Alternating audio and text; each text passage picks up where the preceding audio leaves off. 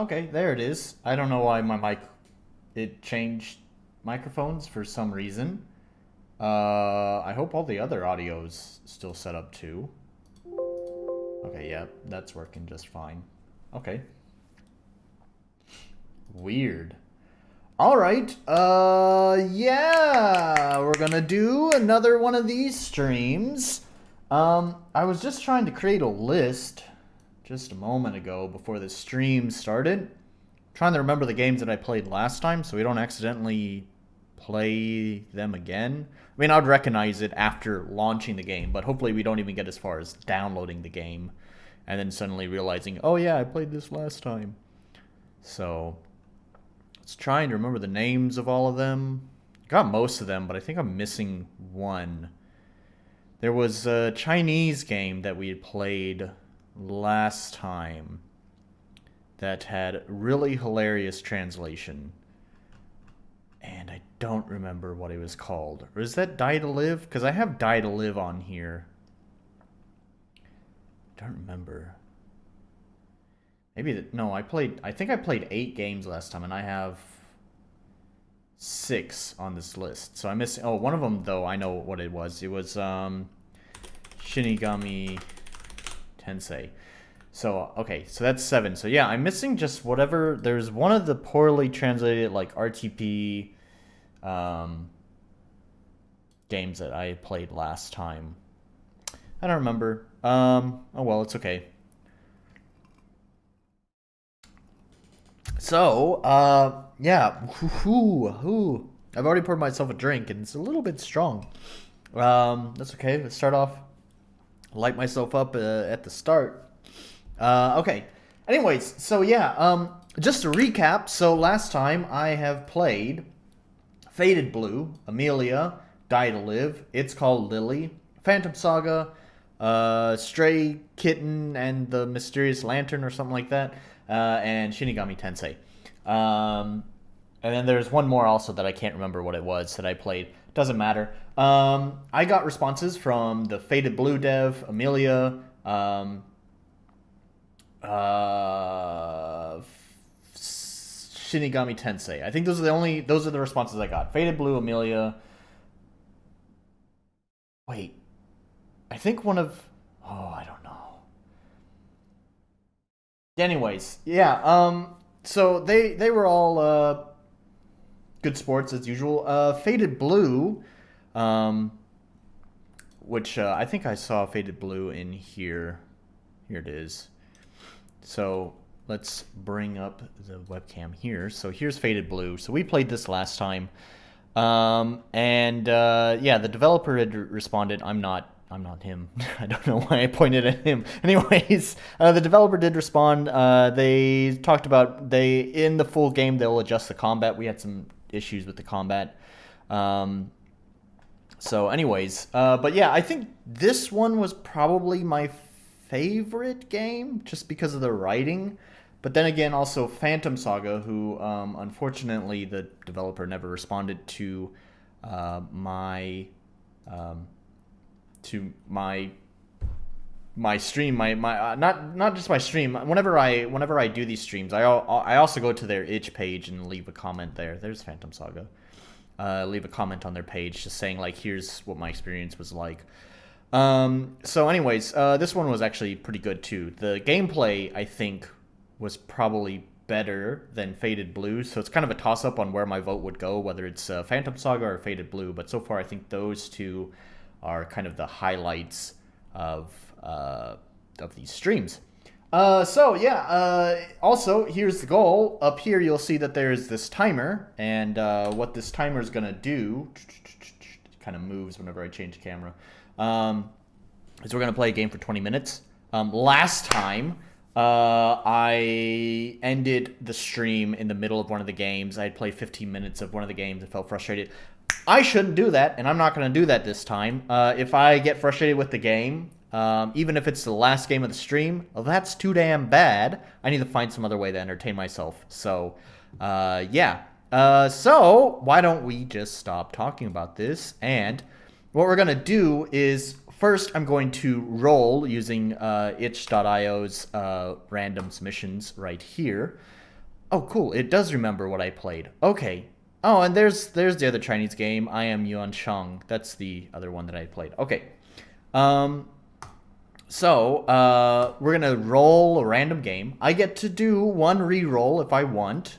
But this is already... I can see this is using MV3D. So, yeah, I was actually hoping that I'd get to play an MV3D game during the stream. So, that's great. That's what I want to do.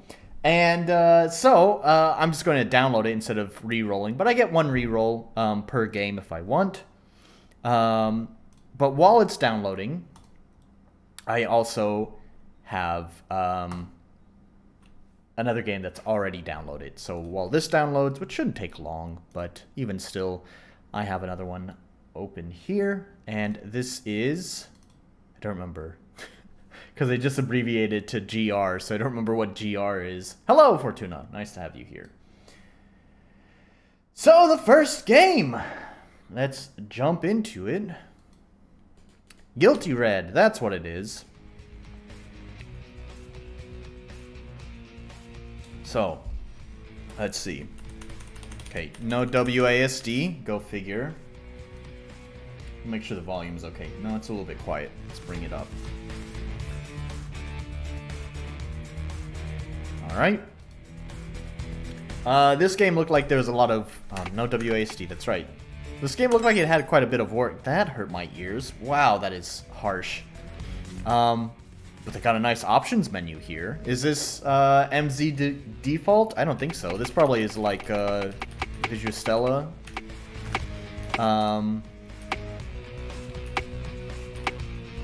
Random encounters. We'll just leave it at normal. Is there a way to change... There is no way to change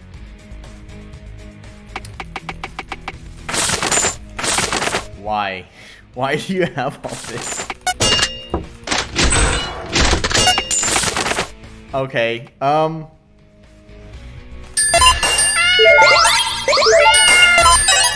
Oh, I didn't start the timer. Wait. That's okay. We're just fucking around with the... There we go. Start the timer. Okay. Alright. So, I'm normally the one who complains about options menu not having enough, but this...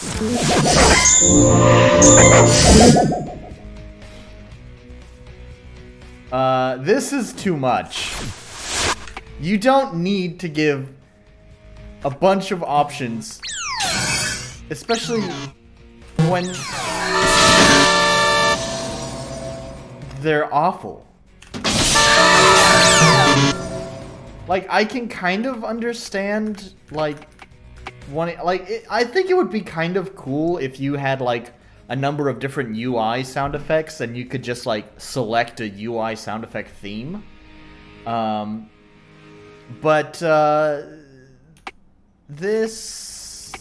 These sound terrible. These are just like the RTP sounds, and they're clearly not designed for, I don't know, why would you do that? Why would you bother with that? And again, like, cool, you have lots of fonts, but it just kind of seems like you couldn't decide on picking, like, just one font. I don't know. I guess this is nice. I would have this here for accessibility. Okay, I think these have, like, this is like the framework for a good idea, but as it is now, it feels like it's just providing options for no reason. And coming from the guy who's always complaining about not enough options in games, that seems pretty weird of me to say, but yeah, like, the text font thing could be good for, like, people who have dyslexia or something. Like, it's a good accessibility thing. But just putting in options for the sake of options, it's just distracting. It takes away from everything. It makes things, I don't know. It's just, we don't need the touch UI. And then, like, you put in all these options, and there's not even an option to change your keys? That seems so crazy. Why do you bother putting in, like, a font changer and a sound effect changer, but you don't put in an option that use fucking WASD? What the fuck is this? How do you set all this up? How do you set all this up and you don't even... Okay, alright, anyways. Alright, let's just start a new game.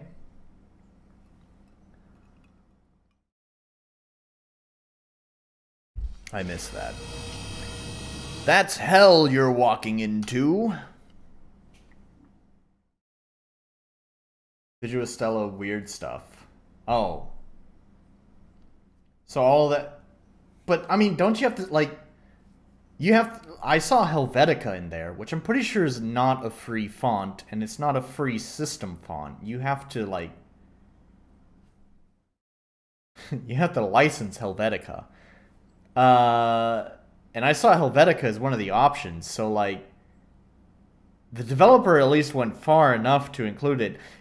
Can you not turn that off? Because I'm pretty sure, like, Yonfly's option core has, like, a bunch of weird options that you could turn on, too, but you can just turn them off. Like, it's in, like, the options. Like, do you want to enable this option? Yes or no? Or no, is it? No, options core doesn't really do that, huh? Alright. I'll let it slide. If that's just how Visual Stella is, then that's stupid on Visual Stella's part. Like the sound thing really has me confused. Like like I said, it might be a cool idea, but I would put it in like theme packs. Like, here's this one theme. All right. You got me. Turning off options takes time. By the way, you were sort of right about that with Faded Blue, where I talked about Faded Blue not having WASD. That was the first game that we looked at last time, and I complained about no keyboard config in that game, and the developer replied and had said that they didn't have the foresight of, like, they apparently hard-coded the keys for, like, attack and stuff. You noticed earlier, if you remember in that game, like, there was, like, a dodge, and there was, like, a, like, swing your weapon key. Those had apparently been hard-coded. They couldn't be remapped anywhere, and so, therefore, would interfere with keyboard config. So, they deliberately did not put keyboard config in there, but said that when they make the full version, that they will allow those options to be remapped.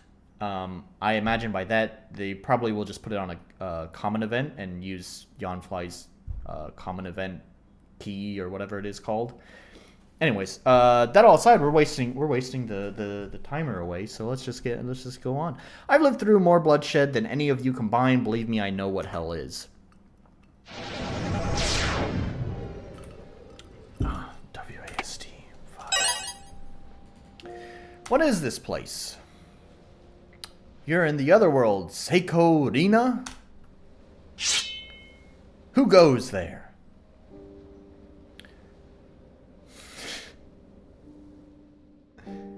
This looks like a different art style, like... Yeah.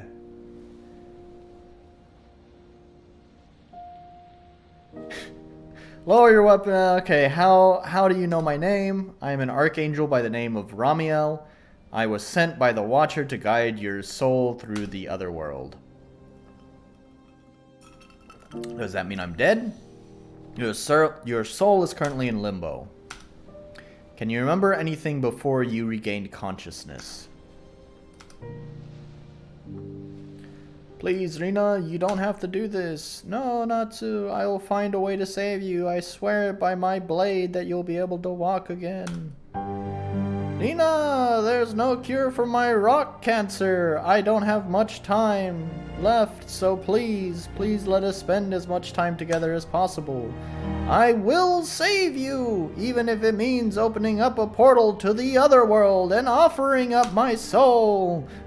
But there's no guarantee that you'll come back. You'll die if you offer up your soul, Rina. I noticed that the music there at crescendoed. Was that... It's almost seemed to crescendo in time with what was happening in the event. So I gotta ask you, Fortuna, you're more familiar with the MZ RTP. Is this RTP music? Because this is actually not so bad. This is some pretty good music. And I don't know if that was weird timing that the music like kind of crescendoed when things got more dramatic, or if the developer actually had like programmed in like some sort of like dynamic music so that the music would transition.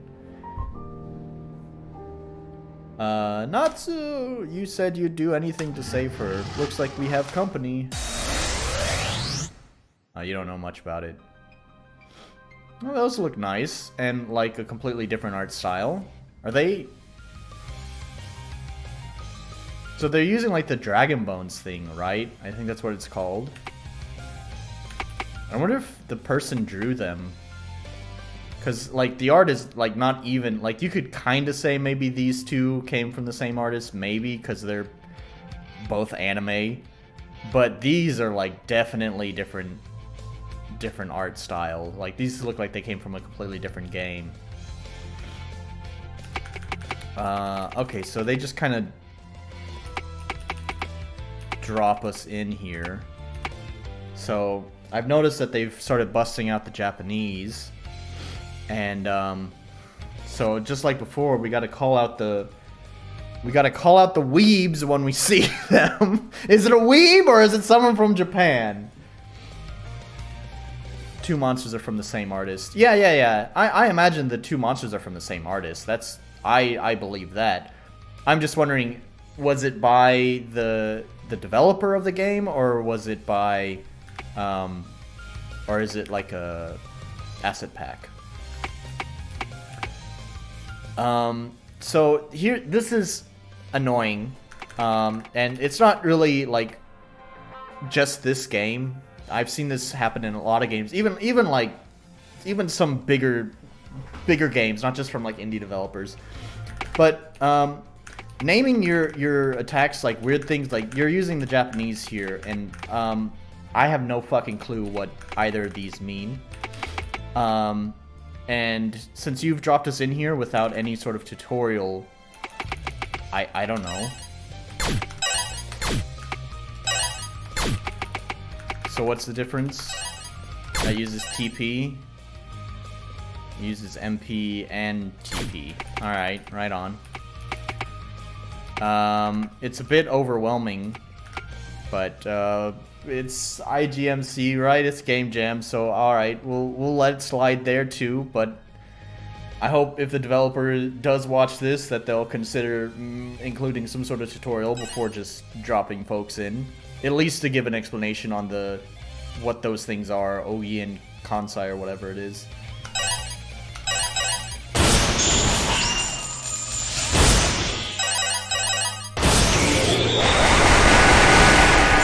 Alright, that's really loud.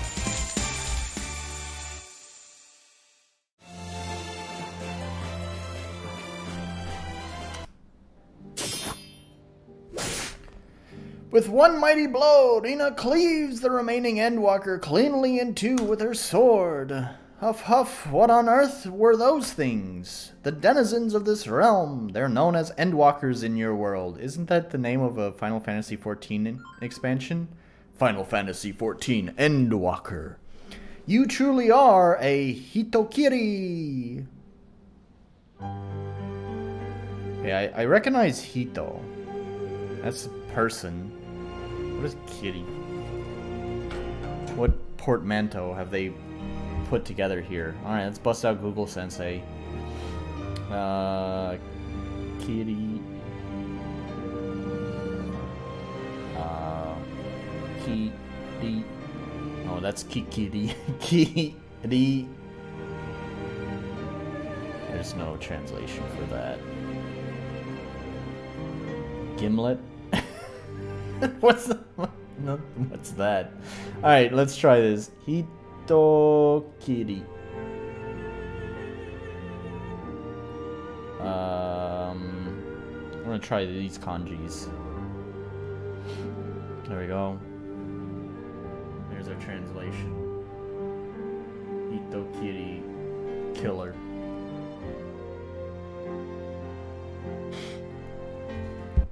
Yeah. Fuck you, I know. Look, I'm not saying there's anything wrong with it. I live in the fucking land of the weebs, but... First of all, come to the land of the weebs, and they'll still think you're fucking weird. So you're not safe. You're not safe here either. Because believe it or not everyone here is like super obsessed with anime. But there's nothing wrong with it. I'm just calling it out. That's all. It's just, I don't know. There's something. Well, I don't know how to explain this. We'll discuss it in a moment. Hang on. The denizens of the realm, they're known as endwalkers in your world. You truly are a killer. Killing without mercy. See, what does that offer calling it a hitokiri? Like, if I just switched it to killer, according to what Google Sensei said that translation is. And that seems totally fine. And I feel like it changed nothing for what this story is. I offered my soul in exchange for the Emerald Sword. According to myth, the sword sleeps in this realm and can grant any wish, even cure terminal illnesses. The Emerald Sword will not grant its wish to one who has taken a life. Yes, you know exactly what I mean. 5 years ago, you bloodied your sword on 100 battlefields. Your strength and skill were second to none. Swordswoman who danced among the clouds, wielding a technique that gave you the ability to cut down 100 men with a single strike. The killer of legend known as the White Demon who wielded her sword, the name of the loyalist, and for the Empress of the Blood, Iboshi. I did what I had to do for Kurosaki's future, and now I'm doing the same for her. You were willing to make the ultimate sacrifice, in doing so the other world recognized your resolve and allowed you passage. It will allow you to seek the sword. There are only two outcomes, Seiko Rina. Dying in defeat or emerging victorious as a soul reborn. You will be purified. Does this mean that all the sins I've committed as a killer will be forgiven? Will I be able to return to the skies again? Yes. Alright, I guess we'll just save. Okay. Here's the thing, like, I'm one to talk, okay? Like, I don't know what it is, what's wrong with my fucking anime brain, because, like, I can't not imagine things in my head, like, I don't know, like, every fucking story I have to fucking write is anime as shit. It's the only way I can envision it in my head. Like, so there's nothing wrong with being a weeb here, because otherwise I'm a huge fucking hypocrite. But there's something that just, it doesn't work very well when you, like, use a lot of Japanese names and stuff like that, but you're purely writing in English. Obviously, there's exceptions to this rule. Like, you know, I think of, like, the Ghost of Tsushima, the you know, PS game that came out, I don't know, last year or something? Which obviously, I mean, it's about the samurai, it took place in Japan, like, obviously it makes sense for them to be using Japanese names and stuff there. But this is like a fantasy world, this has nothing to do with Japan at all, so why the fuck are you using Japanese names, right? Like, it's nothing but for, like, your own self-indulgence, as far as I can tell. We'll go further in, and we'll see if this is somehow related to Japan in some way. I could be completely wrong here. But, like, you're basically asking your players, your readers, whatever it is, to have to comprehend a whole different culture and at least part of the language for them to be able to appreciate it. And I feel like that... What do you gain from that? I don't think there's really anything gained from that, you know? It's in fact, I think that just really harms your game's performance. Like, yeah, if you read the fucking weeb-ass book that I wrote, which, you know, I always link in the description, it's anime as fuck. Um, and I've taken bits and pieces of Japanese. There is Japanese in there. Like, I think one of the characters actually speaks Japanese. But one, there is an explanation for why that exists. It's not just there because I'm a fucking weeb and I have a dumb anime brain. And two, there's also a character who has Japanese-sounding names. But for one, yes, they're Japanese, but also it's kind of like butchering the Japanese because they're actually a completely different race. It's a sci-fi book. It's an alien race. I chose names that didn't sound natural. You know, the names are supposed to kind of sound alien, but I didn't want it to be like some fucking weird shit like, you know, some stereotypical, like, I can't even fucking think of anything. Like, you have Zor and Zen, I don't know, Zen Bigglebop or something like that. I don't know. Like, I didn't want to choose dumb fucking names like that. I wanted it to sound like a name, but I didn't want it to sound like,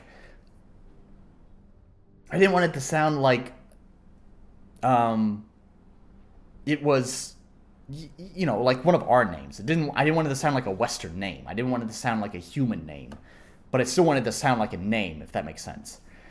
You have a whole country of people with an Italian accent. What is the exact term for that? Stereotypical. No. What am I doing here anyways, by the way? What? Oh, wait, it's not WASD. Even still, pushing arrow keys does... What am I even doing here? Wait. I've been talking this whole time. What? Is it mouse? Okay. Alright. Alright, so it's just the same fight again. Cool.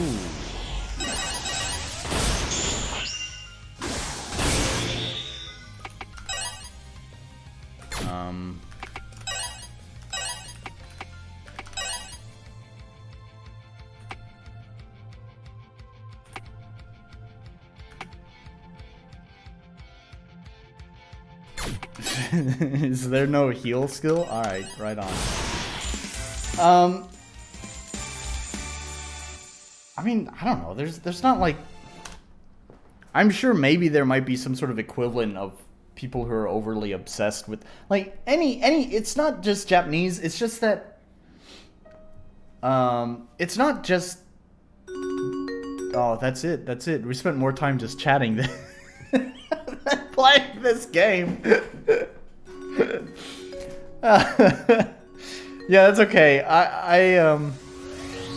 Alright, let's just... Okay, so it's more of this. I still keep the same health. I didn't see any sort of heal. There's like an auto heal thing. Yeah, I don't know.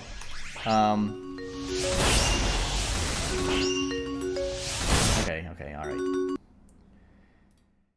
So, look, it's not just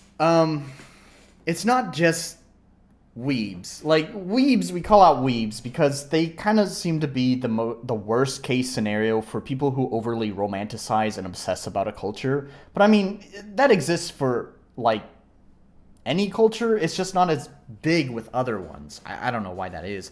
I can see that happening with Korea, too. Especially with K-pop. I think now there's a lot of people who are becoming, I don't know what you'd call them, Korea-boos, I guess. But, you know, there's still people who, like, overly romanticize France or overly romanticize Spain. And it's just, like, I don't know. It's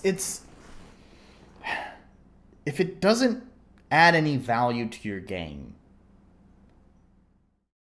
okay, it's a fine line, right? If it doesn't add any value to your game, but it's also an important part of your game, like names, places, well, not even places. I would say if it's names of main characters, important skills that you'd use in combat, important items and stuff, I feel like that kind of stuff, important, relevant stuff to what you need to know in the game, just detracts. Whether it doesn't matter if it's Japanese, if it's Italian, if it's... actually, I have some Italian references in my own game. But here, once again, am I muted? It doesn't say muted.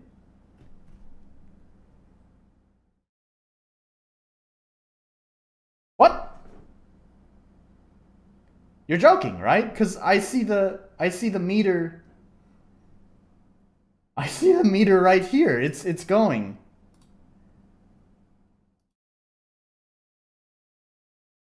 Wait, because like no,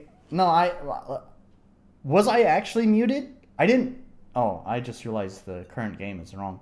Anyways, was I actually muted? Because I had some trouble when I launched the stream. My audio settings had been changed for some reason. I don't know why. If I was actually muted, let me know. Oh, you were. Okay, all right. All right, wanted to make sure because I don't know. Sometimes my audio card does weird stuff, and I have to like unplug it and plug it back in to restart it. Eli Freddy, what up? Thanks for joining. Anyways, okay. Well, I'm not gonna go into repeating myself what I just talked about, but basically, there's a fine line when you're using like different cultural languages and cultures. There's a fine line. If you are using that culture and language for important key things for your story or your game, then it becomes distracting and people have to like decipher this kind of stuff. If it's for world building, if it's for just places, like background places, like knowing the names, I don't think it's so important. Like you could, like oh fuck, what is the name? One of the names of one of the maps in my game is like Sofrata. Fuck, I don't remember. I don't remember what it's called. Anyways, it's an Italian name, but it's just the name of the map. Like, it's not important to know that information. So like that's totally fine. There are like some Italian names in my game, and that's fine. It's not taking away from stuff. Also, actually, I don't know. This is a debate. Maybe you're right. Maybe I'm wrong here about this whole thing as a whole. This is a whole topic that we could get into. Oh wait. Before we launch that game, sorry. Let's roll the next game. Let's see what the next game's gonna be. So next project's gonna be Project Afterlife. A short horror story about a woman trying to find her sister amidst a city in chaos. Right on. I don't think I'm going to re-roll this one. Looks fine enough. So we'll download that. Project Afterlife. And let me remember to actually change the current game this time. And we are going to play Phoenix Crystal. So let's change that. Current game, Phoenix Crystal. Okay. And now we can launch it. And we're going to restart the timer.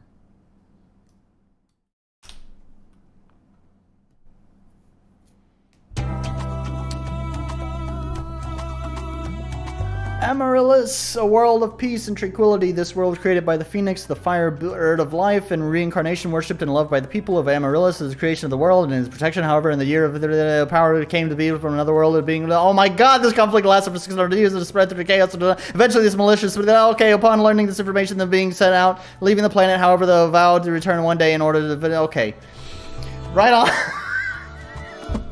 Okay, right on. I got it. I got you. I'm following you, Dev. No, I'm not. Slow your text down, buddy. Also, I was totally not prepared for this game to just launch right into it. I kind of figured, there'd be a main menu where I can play with options. All right, as the options man here, who always needs to complain about options, one thing that I hate games doing? I just absolutely loathe it when games do this. And Actually, I haven't seen this in a long time. I used to see this in like AAA console ports, like console games that have been ported to PC. I don't think I've seen this in a long time, but I absolutely hate it when a game just launches into playing the game and there is no main menu.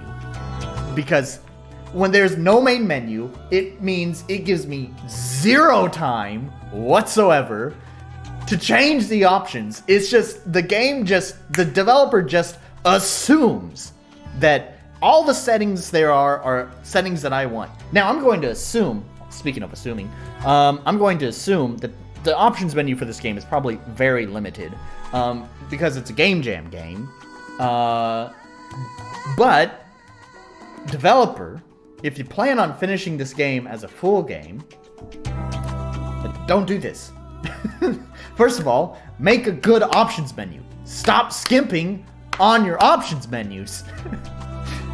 And second of all, if you do make an option menu, make sure your players can access your options menu before things start going. It's not so bad with like 2D games, like RPG Maker games, because like at least there's not like voice acting and stuff. I always play my games with subtitles turned on. It's not that I'm hard of hearing, it's just, I don't know, it's just what I prefer. I've always preferred subtitles being turned on for games. And for sure, like, it doesn't matter whether it's a console game or not. It drives me crazy if a game just launches into, like, cutscenes before I even have a chance to turn on subtitles. Like, chill out, man. Give me time to set up the game the way that I want. Anyways, I'm gonna complain about options menu all day, every day. Oh boy. Who starts their game out with scrolling text these days? Oh, I see. It seems like a joke. That's what you're referencing, Fortuna. See, I've been ranting and raving about an options menu this whole time. I totally missed the fact that that was a joke. I hope I didn't waste my money on this game. It's been a while, old friend. Friend? Sorry. As promised, though, I've returned, and this time, fortune smiles upon me. I think I've seen a similar font before. I think it was in the Swift's Life game that used a very similar font. I don't like these kind of fonts. Like, if you want to use this kind of font, it might work for, like, signage and stuff. But please don't make it your default font face for, like, your regular text. It's a little bit difficult to parse. Your power has no effect on me anymore. I've grown much stronger. This is the end for you.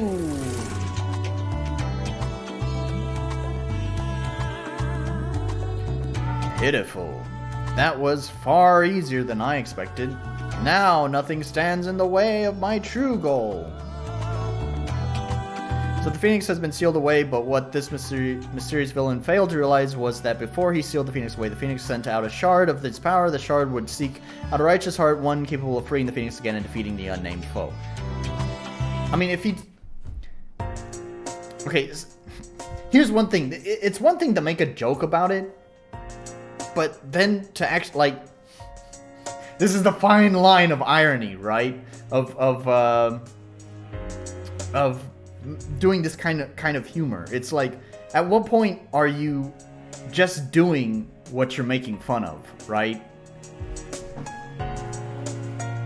Alright, time for some gameplay. If this is anything like the first one, I should be able to move with WASD or the arrow keys. Cool. Good. But I think I still have my controller around here. I think it's a little easier to use for games like these. Also, it looks like there's a sign there. I should see what it says. If I remember correctly, Z or spacebar will interact with things, or I can use a button on my controller.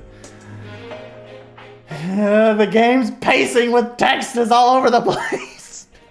Scroll speed is like, wow, and then text boxes are like,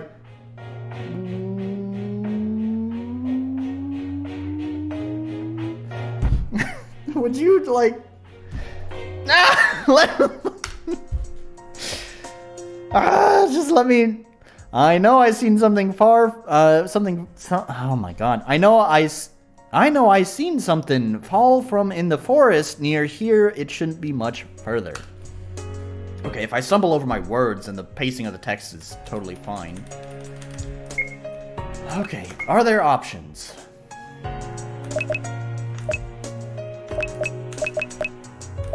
See? See? Okay, see? That's something that I could have changed before the game started, which would leave a much better impression, right? If I was able to actually access the options menu before starting the game, I would have been able to change the message speed up to fast. And then when we got to that text there, it wouldn't have been, you know, another straw on the camel's back, right? Like, this is why you should just let people access the options menu before the game starts. Which, speaking of, you know, I've seen some games that want to just, like, jump right into it. But they still get around this problem of the player not being able to access the options menu by asking at the start of the game. Like, just before it jumps in the game, it doesn't go straight to the menu, but instead it stays at a black screen and, like, comes up with, like, here's the options menu. Adjust what you want to do. And then as soon as you save your settings for the options menu, when you close out, rather than it continuing to the main menu, no, it continues into the game. So it completely bypasses the game. So if you wanted to just, like, jump in media res, then fine. But then before it does that, make sure you give players a chance to see the options. I mean, in my opinion, you should still just go straight to the menu, but anyways.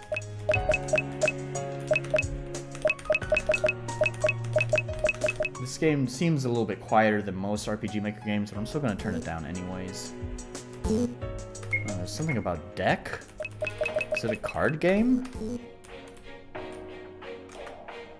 Okay, so space is not activate. Let's jump. Okay, so enter is activate. You can rotate the camera by holding the left mouse button and moving it around. Or if you're using a controller, use the right analog stick. When interacting with objects, come to a complete stop first. This could be useful. I might need to maneuver the camera to get around a little easier. Yeah, that's annoying. You can't just... There's not, like, camera look. I'm guessing that's a MV3D thing, but that's, that sucks. There should just be camera look naturally. And also, that would not make sense anyways for keyboard controls, because guess what? E, which is your typical activate button for, like, keyboard controls, is not activate. Okay, so it's Z. Well, that's weird to put it on. Oh, alright. Oh, it's space. So jump. I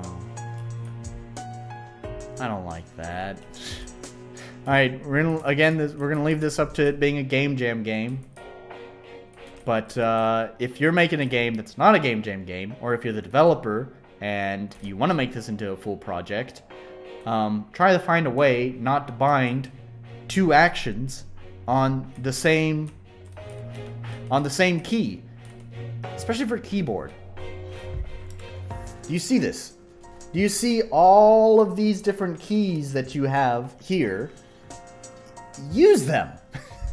Please use all of those many keys. There's no reason for two actions to be bound to the same button, especially when they're so different. One is jump and the other action is activate. Those are two very different types of actions that you don't want on the same key.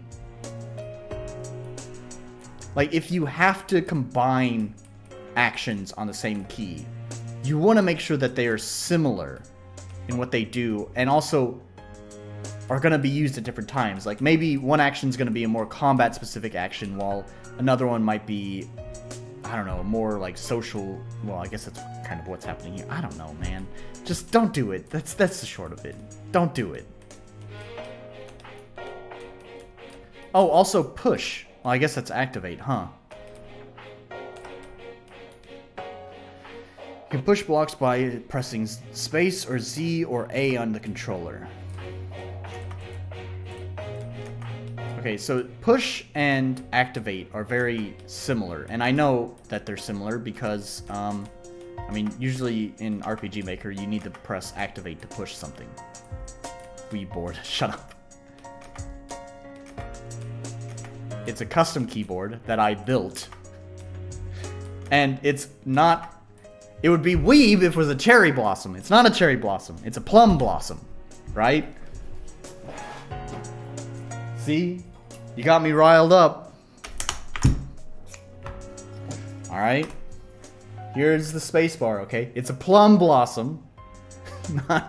Not a cherry blossom, okay?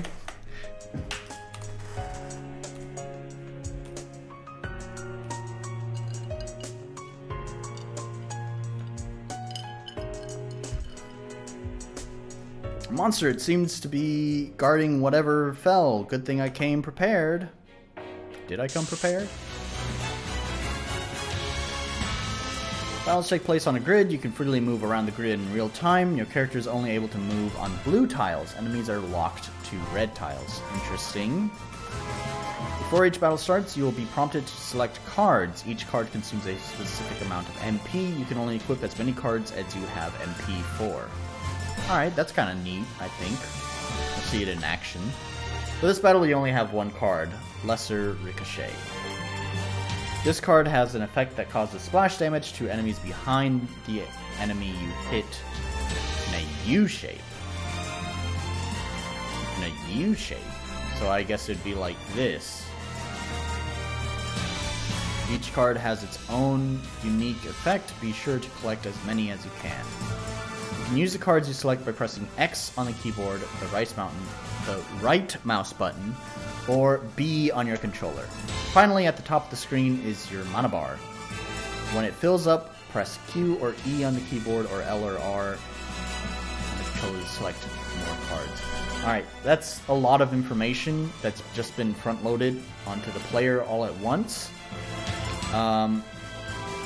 I hope that it all just makes sense in practice. But really what I would do is maybe space out that information instead of just front loading it all at once. Like, let the player take an action and then come up with the next pop-up. I'm also not sure the purpose of only having one card. It said the player can move around in real time, but I don't see that. Do I, like... Did I misread that? See, this is why I don't front load a bunch of information. Because I don't think I can... Do I need to, like, select the card first? Okay, I see. Wait, but...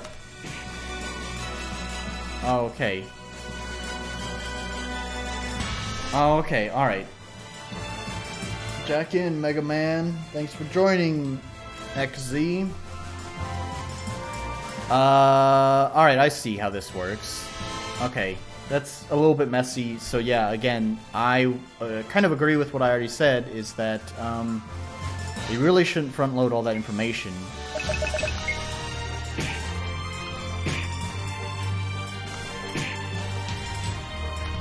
I kind of don't know if I like...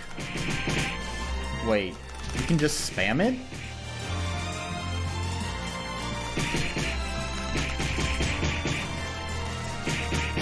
I don't know if I like this... Okay, so first of all, that was a really tanky bad guy. I don't know if I really like that you can move in real time. Like, I kind of wish they leaned more into the card mechanic. It's like the Mega Man Battle Network game. Oh, okay. I see.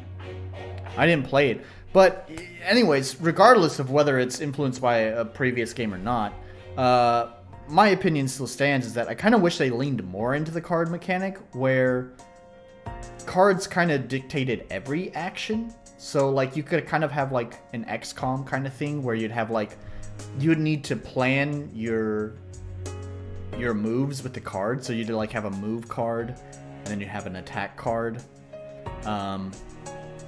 So I would kind of prefer that. So I don't know. I don't really like the real-time thing, but I don't know. We'll see how it goes. It's so warm, I wonder what it is. What the?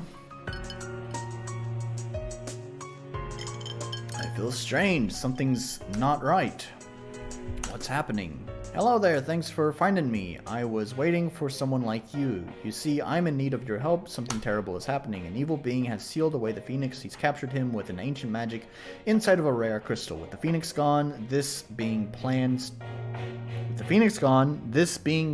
to break free. Alright? Free of this world to a new one, he's going to conquer both worlds, and without the Phoenix, no one will be able to stop him.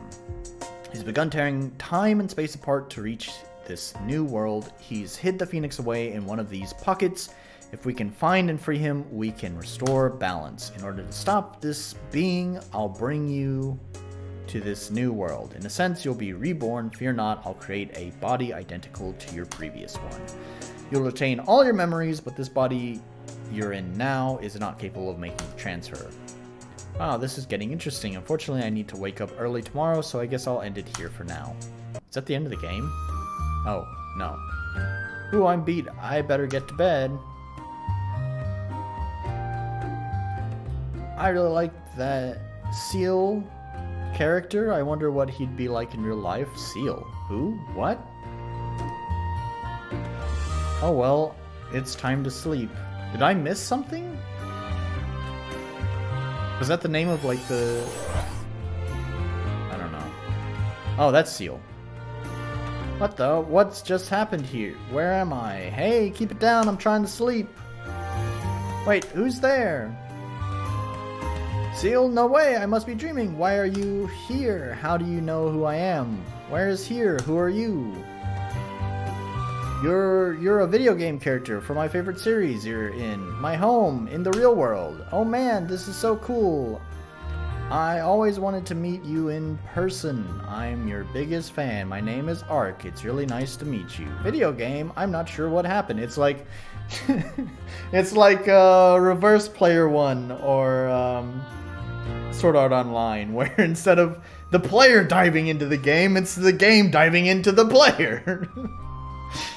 I'm not sure what happened. I found a mysterious glowing thing in the forest, and I think it attached me? After that, everything went white. I remember... Okay. The spelling mistakes are getting to me. I can forgive one or two, but there's been a lot in a row. Because I'm sure my game won't be perfect. I try to proofread my shit as much as possible, but, you know, stuff slips through sometimes. But there's been a lot of spelling mistakes in a row. I remember hearing a voice too, something about freeing the Phoenix. That's right, it told me the Phoenix was captured. It said I'd be reborn in a new world to save him. That was, as I was just saying about spelling mistakes, that was part of the game. I was just planning it before I went to bed. Something's coming. I can feel it. Whoa, what was that? The voice, it's talking. It's saying, he's here too. He plans to conquer not just my world, but your world too. You mean the villain from the game? I have to be dreaming. It was just a game, right? It's telling me we have to close the portals. We need to free the Phoenix immediately. He's the only one who could stop this. Spelling mistakes are worse to find than bugs. Yeah. Once again, referencing to that book that I wrote, I had read through my book I don't know how many times before I just considered it done, which was probably like 6 times. Oh, that's the end. I probably read through the book like 6 times. Several times, like just in the Word document itself. I remember because I had created something called the I don't remember. It's like the red edition or something, because there's a reference into all the red ink that I need to use. So like I read it in the Word document on my computer first. I printed it just like on A4 paper and like marked through that a bunch of times. And after even the A4 print was done, I had actually sent it off to get it printed like in an actual book. And even the printed version of the book, I still found some more mistakes that I had to mark through. And even then, I think I'd read through it another time to make those changes. And the published version that I have in my link still has some mistakes in it too. So, like, yeah, I know. Spelling mistakes, they just slip through the cracks, man. Anyways, my opinion about that.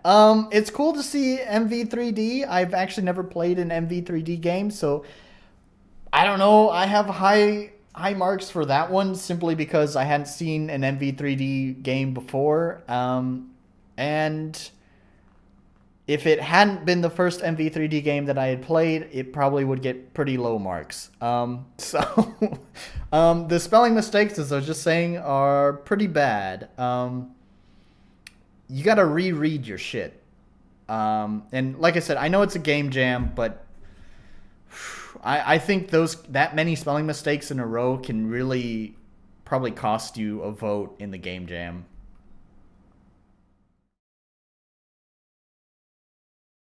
Yes, XC. Yeah, I agree with you. When you write and read enough text, it all starts blending together. Sometimes your brain autocorrects on its own, a blessing and a curse. Yep. Yeah. But to me, there was like some pretty obvious glaring mistakes in there that I don't think it was that autocorrect that your brain does. Like there was just like spelling errors because it seemed like maybe the developer got a little bit too overly ambitious with the space bar. It happens to the best of us. And put a space before the end of the word, so you wind up with the last letter of the word shifted over into the next word. So it's kind of like if you just do one proofreading pass, you'd clean up a lot of mistakes. Like I said, we can forgive some mistakes because it's a game jam game, but really if you're doing a game jam, you really should check all parts of your game, including spelling. So yeah. I don't know. The combat's interesting. I like that the game is doing something different with the combat. It's not just turn-based, which is more than can be said about my own game, because my own game just uses turn-based combat. So I definitely like that different direction. And like I said, my opinion on it is that I almost kind of wish it leaned into the card system more. Instead of it, I don't know. It was kind of like this half real-time, half the card thing. I don't know. I didn't like that weird combination. I just kind of wish it leaned one way or the other. Also, the tutorial itself really front-loaded a lot of information. It really shouldn't front-load that much information. You should really space out that information, especially for like a unique combat system like that. You really want to make sure that players have a chance to kind of explore. What I would probably do, and I know I would complain about this if I saw a game do it on this stream, but I don't know. I guess just call me a hypocrite or something. Just like with the weeb stuff, just call me a hypocrite. What I'd probably do is maybe give them just a rough, like maybe one or two text boxes that just kind of give them a rough outline of the game, and then just set them loose just to kind of play around and experiment. And I include that in the text box too. Because there's a difference between just setting the player loose and not giving them any information at all, and just saying, hey, I'm not going to give you any information, just play around, you're not going to die, don't worry about it. You know, like there's a big difference between those two kind of things. So I would just set them loose and say, hey, experiment with stuff, have fun, here are the controls. And then give the players a chance to kind of like embed that information into their head to see how it works. And then after that, give them another text prompt to kind of like explain a little bit more in depth with what it was that they just like randomly farted around with for, you know, a little bit. And that's one thing too, is I'd make sure that during that farting around moment where the player just kind of explores stuff, I would make sure that they can't die, you know? And I'd also probably make sure that the enemy can't die either. That's kind of how I do it in the tutorial in my own game. I basically say, all right, here's your basic action. Cool, you understand that? All right, here's your magic action. Cool, you understand that? All right, fart around for a little bit, learn how it works. See you in a little bit. We learn best by doing, not by reading. So giving a chance for players to do is going to benefit more. Anyways, let's just go on to the next project. I've been talking a lot. Next one. Somniloquy. Somniloquy? I think that's what that is. Arminger Rhodes wants to revive his hit Broadway play Somniloquy. But after such a long break from the world of showbiz, can his poor subconscious carry the load? Made to celebrate the IGMC returning with no ambitions of winning, it's just a small game with a playtime of about 30 minutes. Custom drawn battlers and battle effects, Undertale battle system by some random dude, and 4 possible endings. Right on. Sounds interesting. We'll give it a download. And while that downloads, let's open up this. And we'll delete Phoenix Crystal. And the next one is Project Afterlife. Why didn't it delete? Go away. There we go. Project Afterlife. And current game. Let's change that. Project Afterlife. There we go. All right.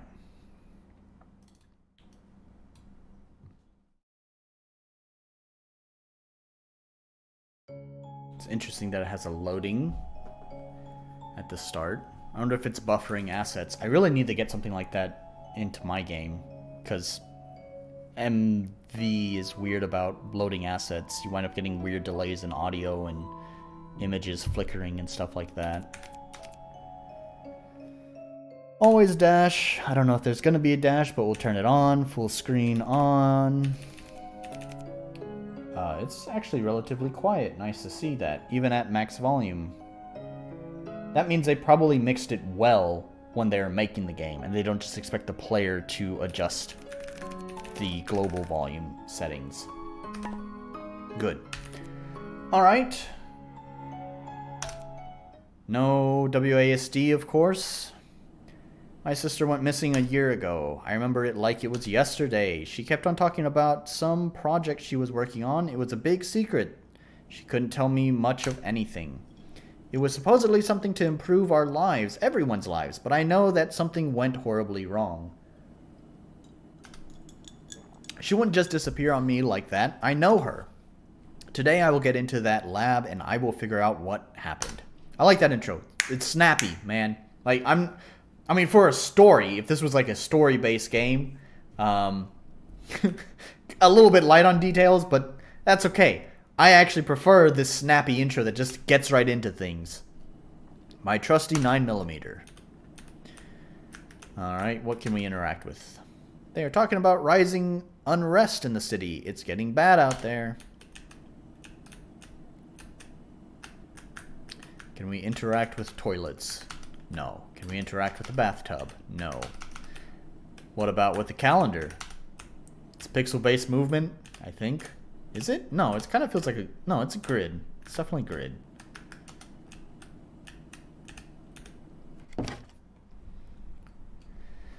Hey, what's going on there? What the Stay back! Stop! Press space to shoot. See? Just like that. Perfect! See? Just one single text box that says, here's the button you need to press. And then lets the player do it. That's how you do a tutorial. What the hell was that? Can I use WASD? No. Okay, alright. Can I interact with it? No.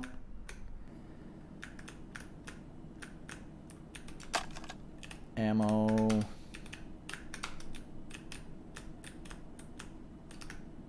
Can't interact with that. Okay.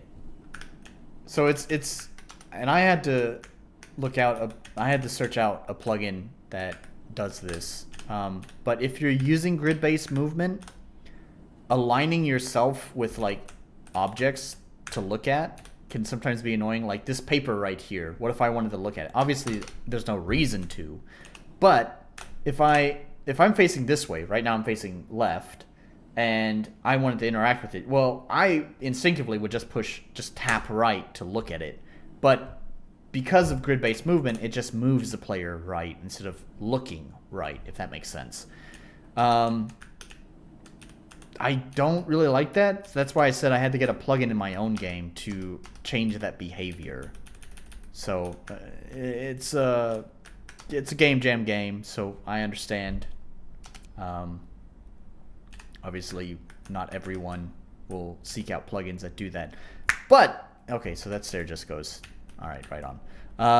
But if the developer plans on continuing this project further, it's something I would look into. The city is in a state of panic. It will be hard to get to the lab. Maybe the sewer will be safer. Is that a challenge? Can I get... Oh, no. Okay, all right. Wait, can I go this way? Oh, okay. Oh, wait, what? Oh. Alright, fuck you. Come on, man, with that bullshit. Ah!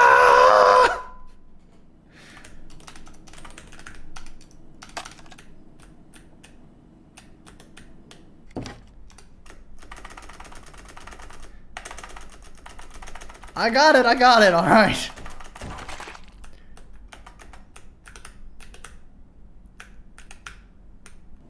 Okay, it would be nice. I'll blame that on myself for just forgetting what combat was. But also at the same time, it would be nice if there was like some sort of display saying like, you're in combat now. Especially if you're gonna lock the player, because like I can't move when this happens. I can't move at all, so it's like I can't run away or anything. So I thought, I don't know, it was like I thought it was just maybe a cinematic or something that I was just watching. Like I said, I'll blame that on myself. That was partly my own fault.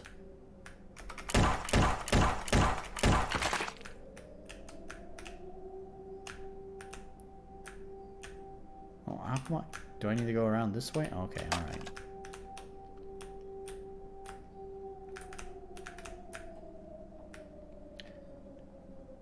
I don't know if it really should be an instant kill, because there's not like a lot of thought that goes into combat here. It's just like push, just mash the space button, right? There's no aiming or anything.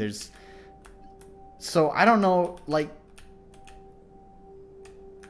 I mean, I guess, yeah, instant kill is punishing the player for, like, not being quick enough on the spacebar. When it's such a simple combat system, but I don't know, it's so...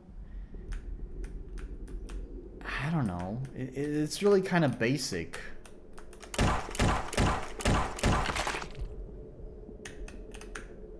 Should it be an instant kill? I don't know if it should be an instant kill. There should just be more to it, right? Right now, they move slow enough that I guess it makes sense, right? Like, they move really slow. If it's going to be an instant kill, then that's really on the player, because they move really slow. There's no reason that you should die to these.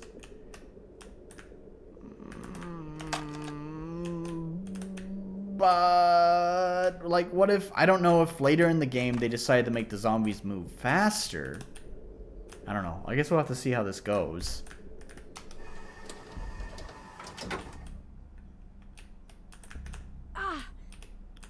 Alright.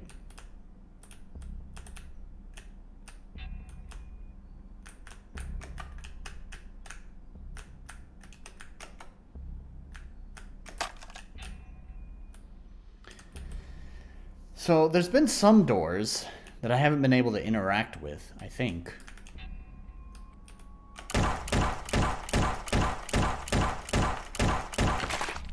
Okay, why did that one take so many shots? I'm pretty sure back at the apartment there are some doors that I just couldn't interact with. So, how can you tell them apart? How can you tell which ones you can interact with and which ones you can't? Might get a shotgun or something to offset. Yeah, maybe.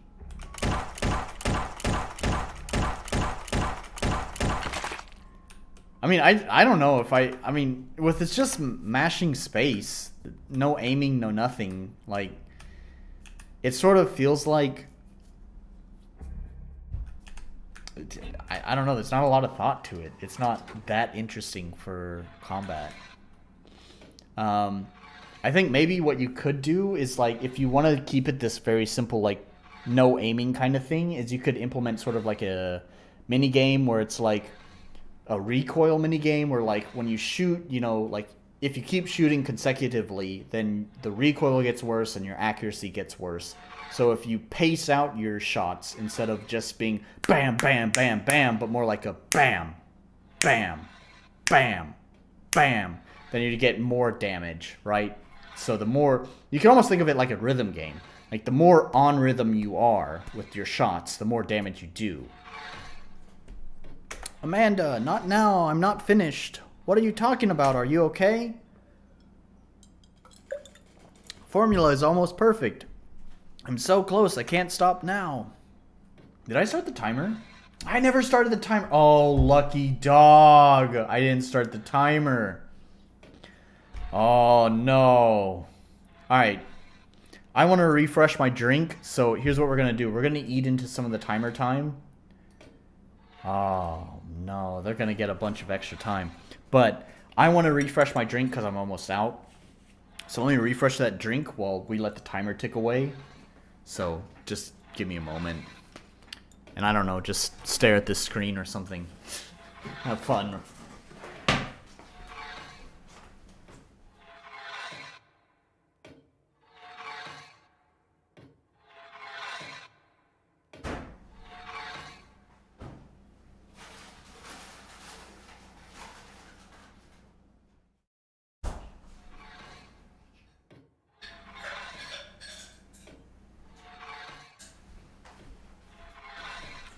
I just have to grab ice. That's really all I need. I was waiting when... Come on, asshole. Tell me if I forget. I'm trying to juggle a lot here, okay?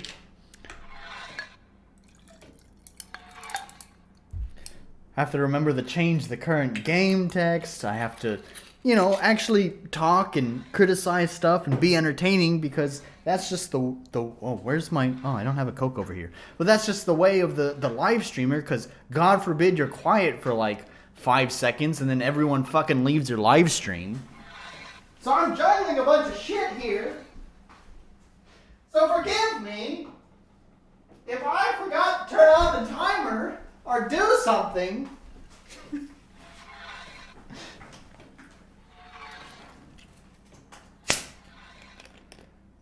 The screen with chalkboard nails. It's the best. It's the best. Did I? Oh my god! I loaded this one up with fucking bourbon again. Brandy. It's not bourbon. It's brandy. God, it's gonna be another. Light myself up again with these fucking drinks. This cup's shape is just weird. I don't know how to fucking proportion my drinks properly. Another strong one. It's fine. Alright. What did they do? Oh, oops. Oh no. I'm on OBS for some reason. Initiating Afterlife sequence. What is this? Frankenstein?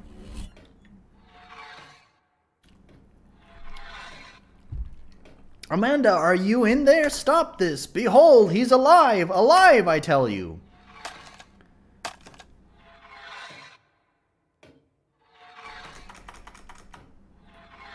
He's perfect. And then she dies. This is kind of comedic timing on that. Shit, shit, shit, fucking die.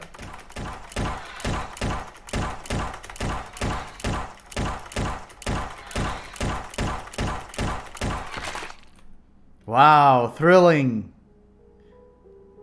Oh, Amanda, I'm so sorry. I tried, I really tried. Damn it all, I can't end it like this. There has to be something. There has to be a way to bring her back.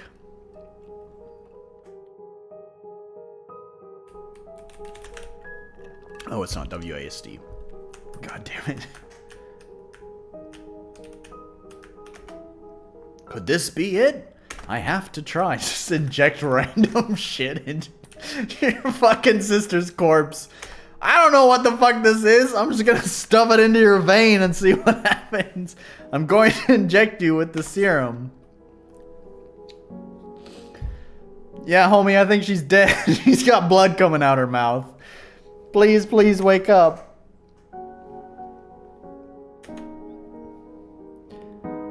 We belong. Amanda, are you okay? We belong to them. Why does that sound like lyrics to something?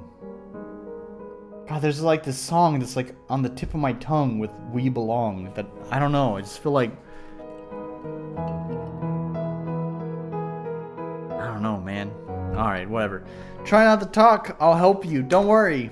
We belong to the forgotten. What? You're not making any sense. I've seen them. I've seen our makers. Amanda! They were dressed in dying starts and empty space. It was supposed to be dying stars, but considering compared to the previous game, we can probably forgive the typos here. This one's doing much better in the typography. Snap out of it. Typography is not the correct word. Although the typography is fine here too. I'm not really a fan of pixel fonts, but they're more legible than some of those, like, was it the previous game that had the weird, like, I don't know, I guess you could call it like semi metal font, like a classic what is it? I don't know what you'd call that kind of font. But was it that previous game? I don't think it was the previous game that had the font like that. No, it was the Phoenix thing that had like the weird font that's like difficult to parse. Pixel fonts are better than that. I still don't really like pixel fonts though. They're still a little bit difficult to parse. Like, I don't know. I don't know what the better solution is. I can see that like they're trying to keep the I guess the resolution, you could say, of the game fairly consistent. Like you have pixel based character art, and of course obviously you have a lower density of pixels for the tiles. So obviously it's thematically, artistically consistent to use a pixel font. So I don't know what the solution would be. Be belong to them. I think that was supposed to be we. We belong.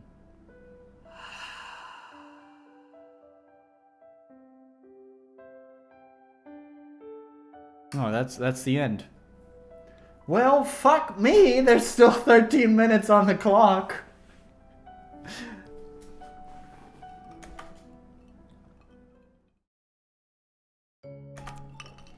All right, I said that I'm not going to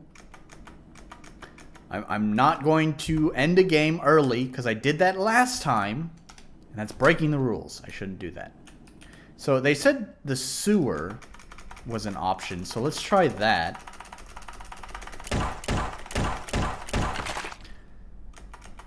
All right, also let me check something here. Okay, the door is locked.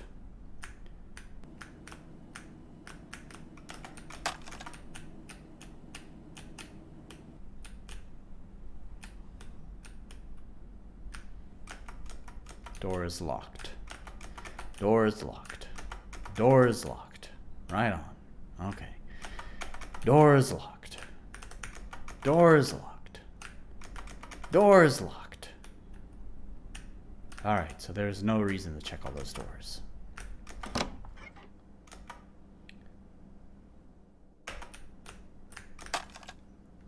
Alright, so yeah, there's the sewers here. So we can try a different route. Let's see if this does...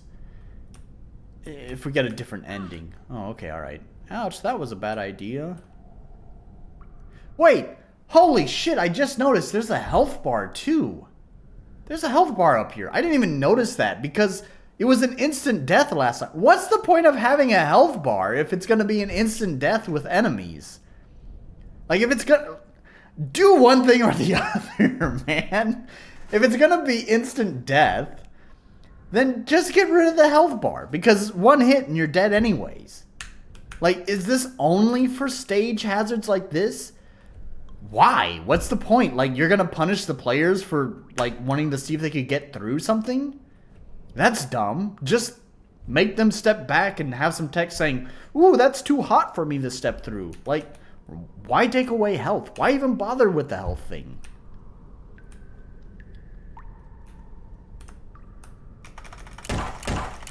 Mash spacebar. Yep. Nice touch with the zombie falling into the water.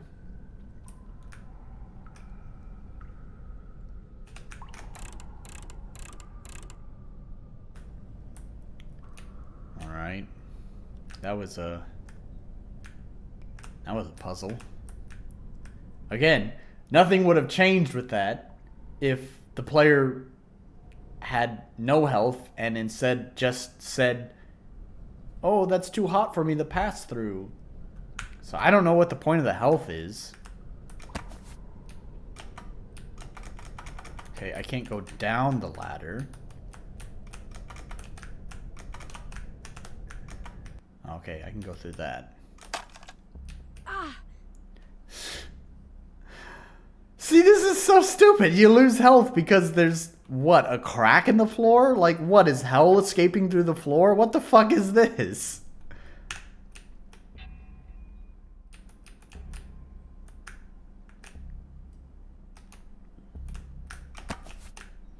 Alright, and then we're already back here.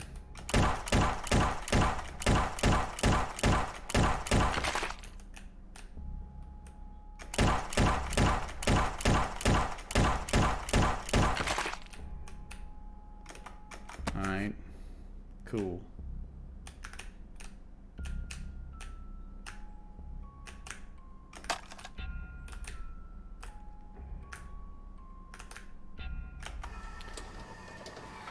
And then we're back here with this conversation. Alright, let's, I don't know, see what happens. It's funny that they make you pick up ammo there, too.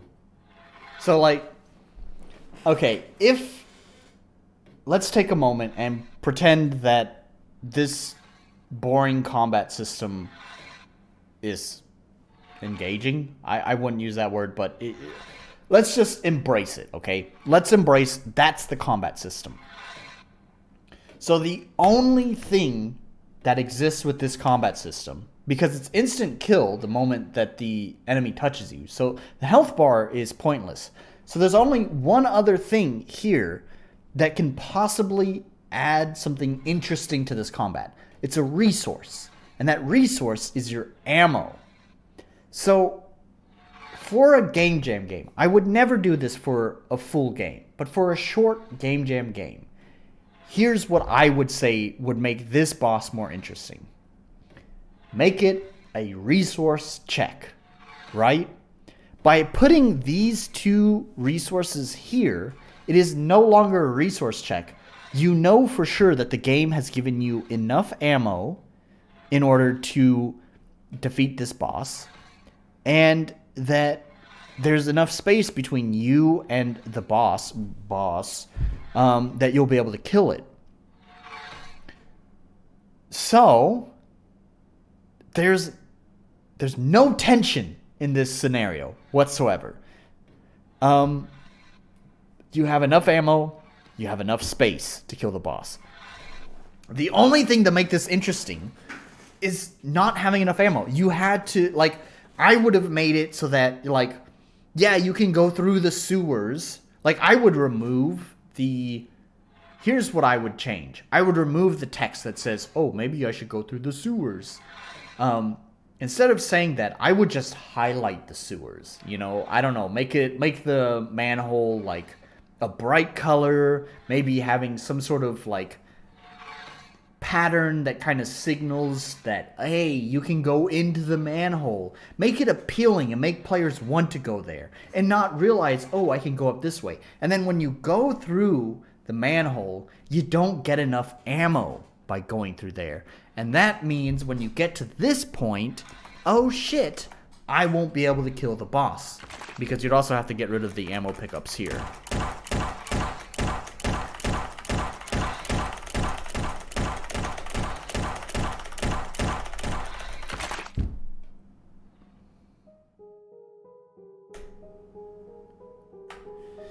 So let's see what happens. Oh, right. Wait, it's not WASD. So I'm going to grab this.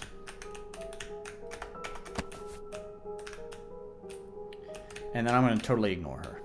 Oh, okay, never mind. Can I use it on him? Nope.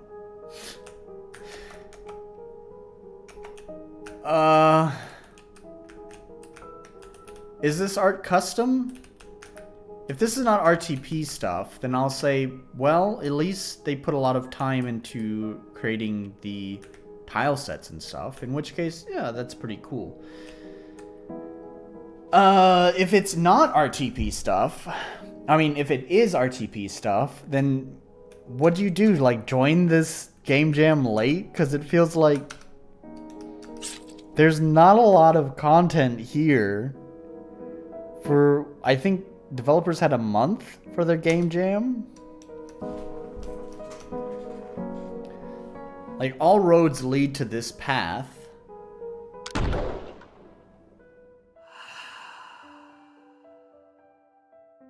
Right? Alright, so there's one more idea I have. We're gonna test the game logic one more time. It's a resource pack. Okay, so then what the fuck did they spend their time doing? Alright, I have one more idea. Hopefully this will wear out the clock. I have one more idea of something that we can try to do. I think dying to all of these regular enemies is going to be just, you know, your standard game over. But I'm curious to see what happens if I were to die to the boss.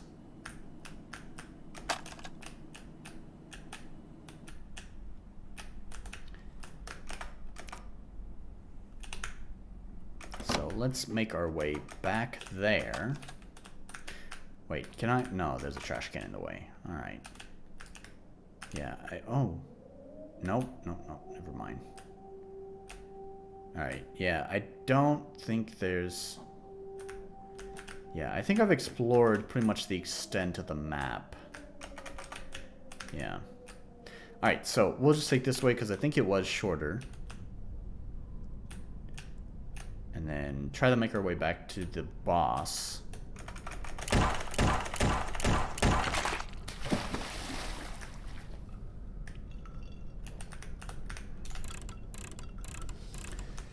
Make the way back to the boss and just die to it and see if anything changes.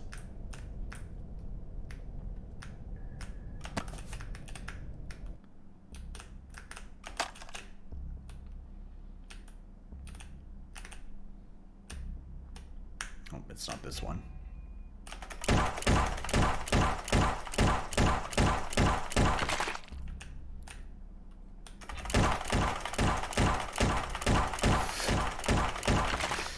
Super thrilling combat system.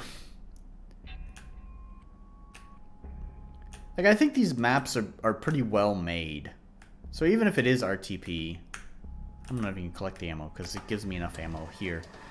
Even if it is some sort of resource pack, not RTP, but even if it is some sort of a resource pack, like, the maps I think are pretty well designed.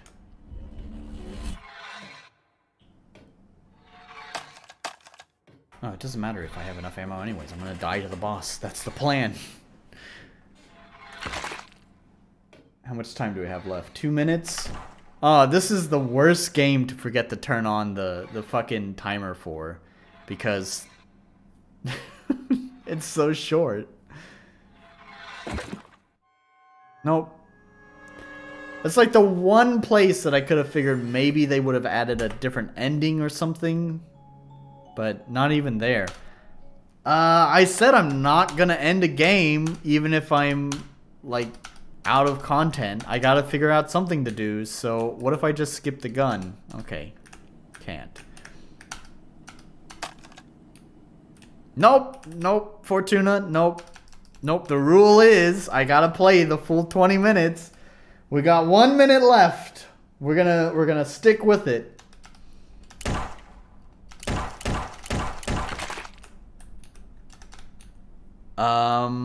Oops, I didn't mean to do that. I don't know. I'm gonna try going up. Let's grab this. Oh, I should have seen what happens if you run out of ammo. Probably nothing, but let's actually try that. I'm gonna explore these. No, there's not really anything to explore. I'm not gonna collect any ammo. Okay. I think I went up this way last time. Yeah. There's nothing over there. Yeah, I've pretty much explored the extent of this map. Can I go up this way? There's ammo up there, but I'm not going to collect it. Let's see what happens when I run out. Okay, I have 0 ammo. Alright. Well, at least there's a sound effect. Yeah, I don't know about this one. I'm kind of wondering what the developer did for that month. I guess they might have joined the game jam kind of late. That's my only guess, because like there's not like many different endings. The gameplay is pretty short and pretty simple. If it's using a resource pack, then they didn't spend any time on art. And the story is very basic, so they didn't spend time on story. So, there's the alarm. Yeah, I don't know. My review of it is that the gameplay mechanic itself is... Yeah, freezing in place is really kind of dumb. If that's going to be the game mechanic, then there needs to be more... Yeah, speedrun the game. I guess that could make it interesting. But at that point, it's like... the speedrun just becomes how fast can you mash spacebar? I don't know. There needs to be something more interesting about the mechanic itself, because there's no agency in it. It's just how fast can you push spacebar. And there's always going to be, as long as you have ammo, there's always going to be enough space between you and the enemy that you will kill it. There is no threat there. As long as you know how to push space, you will win. So yeah, I don't know. That one, I can only hope that the only reason why it's like that is because the developer must have joined the game jam like way late, and so they had like barely any time to cobble something together, and that's what they did. Anyways, let's roll the dice and see what the next one's gonna be. And it's Strange Destiny. Resurrected after your unexpected death, you wake up in a world that is unknown to you. Uncover the mystery surrounding your rebirth in this world filled with monsters where different factions are opposing themselves. Features: seek monster allies and make them battle with you through summoning. Is that like a Pokemon system? On map encounters, since you can avoid them, there will be no escape in battle. Be prepared. Right on, okay. A death in-game won't result in a game over. You'll be given the choice to continue at a price or to return to the title screen. So that kind of is a game over if it's a return to the title screen.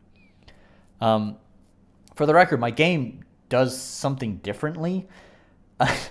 It's funny because, so like, me and my friend used to joke about David Cage all the time. So David Cage is the guy who's behind like, I think it's called Fahrenheit, was one of the original David Cage games. I think it was called Fahrenheit. It had a different name in actually the US, so it's weird that I know it by its European name. I think its US name was Indigo Prophecy, and then there was Beyond Two Souls, Detroit Become Human. Those are all David Cage games. And there's this famous quote by him that me and my friend used to make fun of David Cage for, was that games, I don't remember exactly how it goes. It's like games shouldn't have a game over. A good game doesn't have a game over. Um, Something like that. And it's kind of funny because actually, I think me and my friend were really just fucking dumb and just wanted to make fun of him for that because it sounds kind of stupid. But making my own game, it kind of makes sense. Like, my game doesn't really have a game over. It kind of follows the Borderlands philosophy where when you die, it just takes away a percentage of your total gold. So, except actually, it's kind of a little bit different in my game. Instead of it taking a percentage away from your gold or your money, it just, the amount that it takes away from your money just scales as you level up. So as you level up, it begins taking more and more money away from you. So my game kind of does something similar to this. You do not get the option to return the title screen. It's my game is kind of like, yeah, sorry, if we just took all of your money when you died, you're kind of shit out of luck. Go grind some fucking monsters to get some more money back.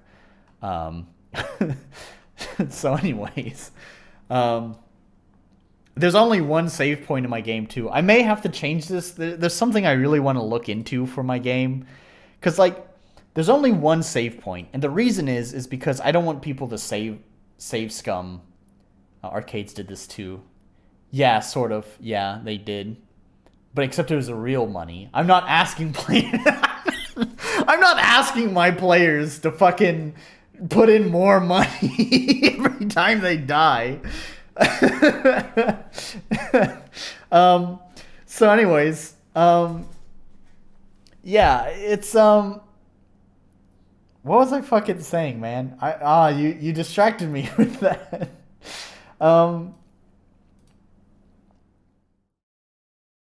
You pay to win my game. No, that's not how it works. I mean, yeah, I mean, I guess you could pay to win. Oh, I was talking about the saves. No, like, basically, if you, like, I think at, like, level 10, which is the max level of my game, it's taking 200 gold away, which is kind of a lot. That's, like, the price of one accessory in the game. And if the player doesn't have 200 gold, then just what happens is it just takes whatever you have, and you'll be left at 0. And that's just how it goes. Does it make sense? Not really, but, you know, it's fine. Like, technically they should go into debt. And it's actually sort of like an early implementation of something that I want to do in what I'd call my magnum opus, which is some game that'll come, I'll start working on many, many years in the future. I have a fucking 30-page design document on how I want that game to work. And technically in that game, I do let the player go into debt. But in this game, I'm not letting that happen. It just stops at 0. But yeah, I remember I was talking about the save. I gotta start deleting these. What did we just download? We downloaded the Afterlife one. So Phoenix Crystal is finished. The next one is Somniloquy. So in my game, I only have one save point, and I like that just because it prevents save scumming. So, like, you can't just get to a really difficult boss and then keep reloading the save, avoiding having to pay a bunch of money. The whole reason why I want the player to pay money whenever they die is so that they don't just, like, there's a reason. Like, I don't want you to just, like, keep face rolling something until you finally win. If you are losing to something, I want you to go try to do something else. The way my game is designed is you can approach all of these different levels in any fucking order you want. So if you hit a brick wall in one level, then stop and come back to it.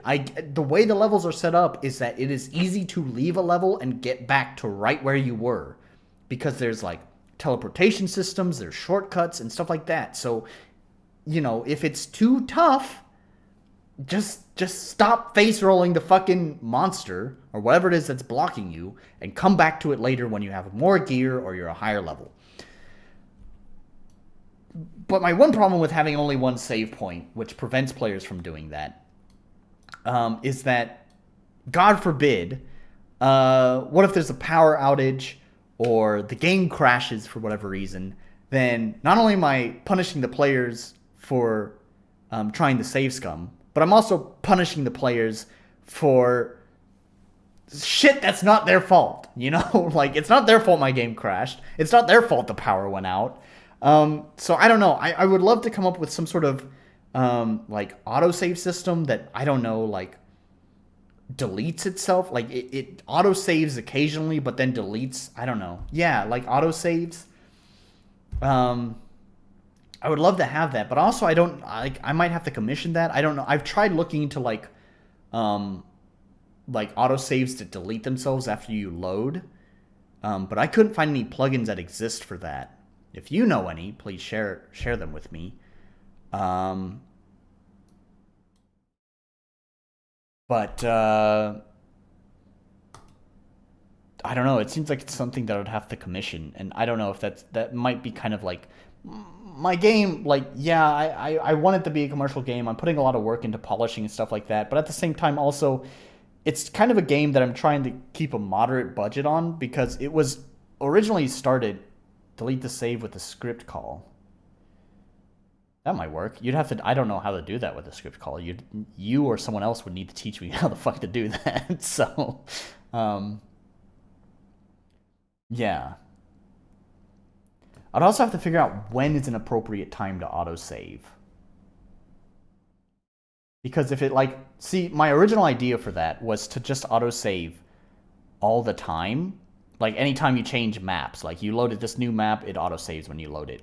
But like one of the bosses like only exists on the map, and the map is pretty small. And so basically it would put a save right before the boss, which means any savvy player could just Alt F4 and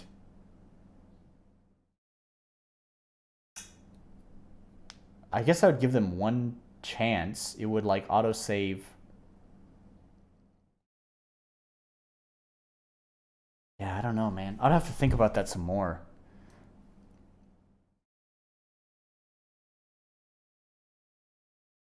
Let's see. Is that basically the same as not having healing zones where you have to leave and rest at an inn or bring healing items ahead of time, but deducting gold is faster with no backtracking? No. So I have like healing torches. Basically, the players can interact with these torches and it just fully restores them. So it's really all it's about is about the punishment for dying is losing gold. And all I'm trying to do is prevent players from save scumming, avoiding paying the gold. Because actually the death tax for gold is pretty high. As I mentioned earlier, at level 10, it's like 200 gold, which is actually quite a lot.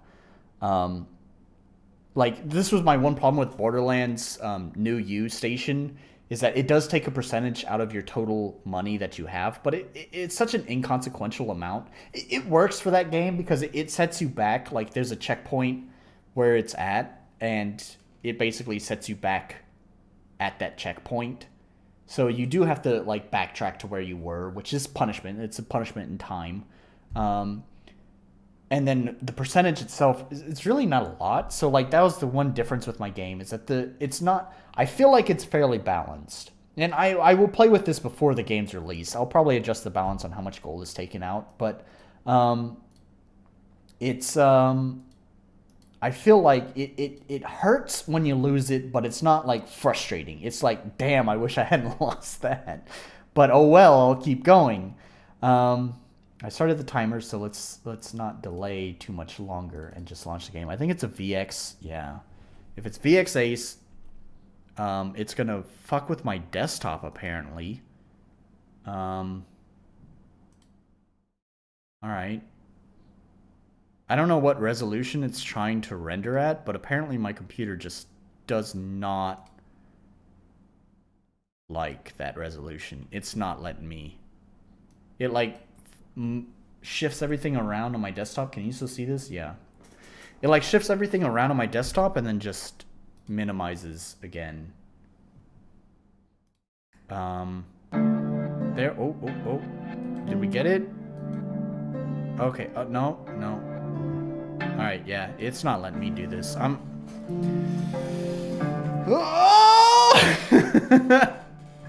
I need to alt enter. I need to shrink it to a tiny window. Okay. All right. I got it.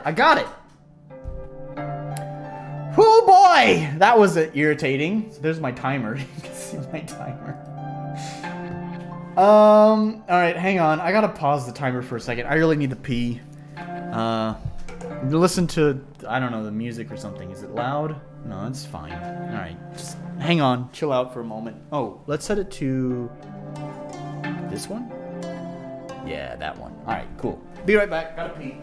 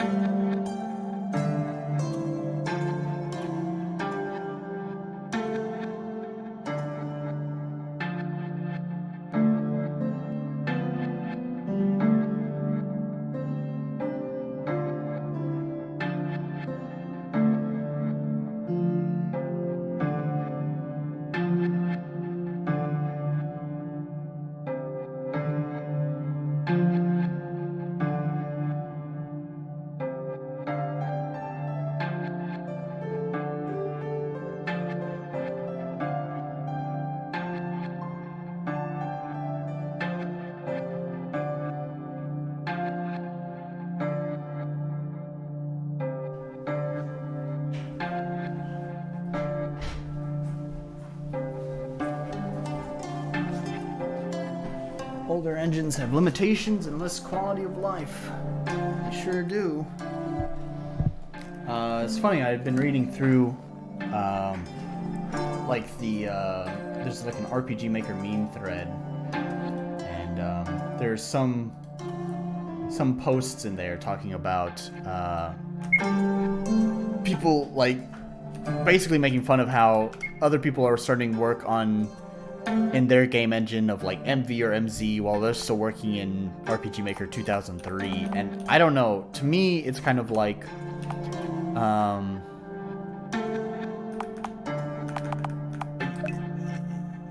at some point you gotta finish a game or just move on. I get it, there's a lot of people who like Ruby, but I don't know what to tell you, man. Like, there's a lot of problems with the engine. It's not Ruby. Ruby seems cool. But the engine itself has a lot of problems. Dot, dot, dot. Dot, dot, dot, dot, dot. That was too many dots, but oh well. Welcome, human. State thy name. Can I type it in? No, I have to do this. Alright, we'll just do Nolan.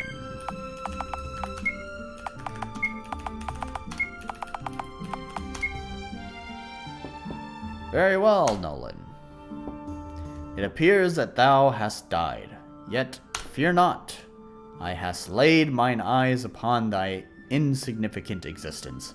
I think this was also another meme that kept showing up in the RPG Maker meme thread, was using this kind of language in your RPG Maker game. I shall grant thou the chance to be revived.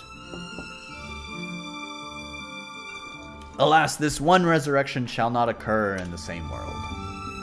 Now, I don't know, forth, for thou hast been chosen for a great destiny. And entertain me, Nolan.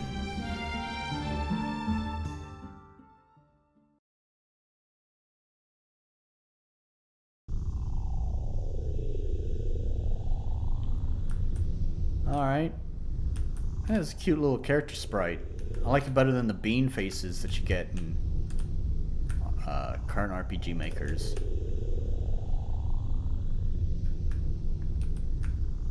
The guy who made this game is from the French community, so if the English isn't good, you know why. Makes sense. Alright. I'll try not to be too brutal. There's that one guy that I see posts frequently on the forums who's, I think his native language is French, and he's part of the What's that like RPG Maker website? It's like a RPG Maker game distribution website. It's like, I guess the Steam for RPG Maker games. I don't know. It has like a really terribly unmarketable name, Aldorlia or something like that. I don't know. Is this by him? Is this by that guy? Whoa, are you human? No. You liar. I can tell you're human. It's pretty unusual for a human to be found here.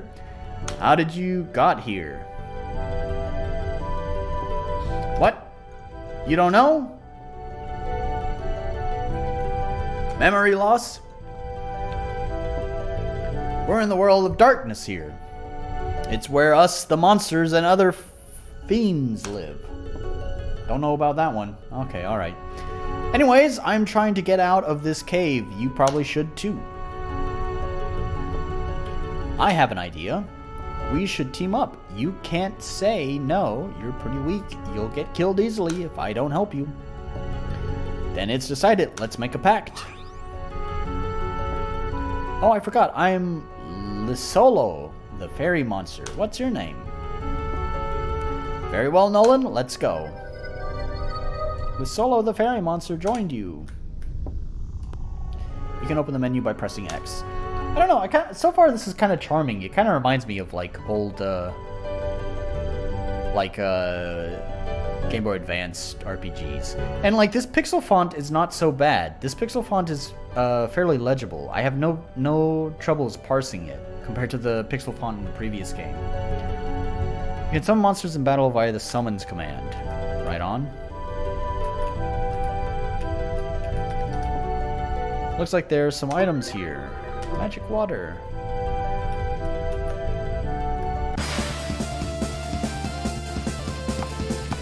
Alright, so I do have a basic attack, so it's not like Pokemon. You don't just throw out your summon out there.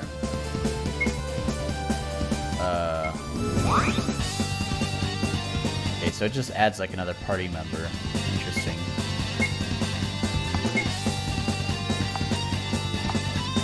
Deals ice damage to one enemy. That's weird. Will that happen again? Yeah, like when you click on skills, it doesn't show you, like, right at the start, you don't have a skill description. You have to change back to it, and then the skill description pops up. That's strange. I don't know. Sure, we'll do that.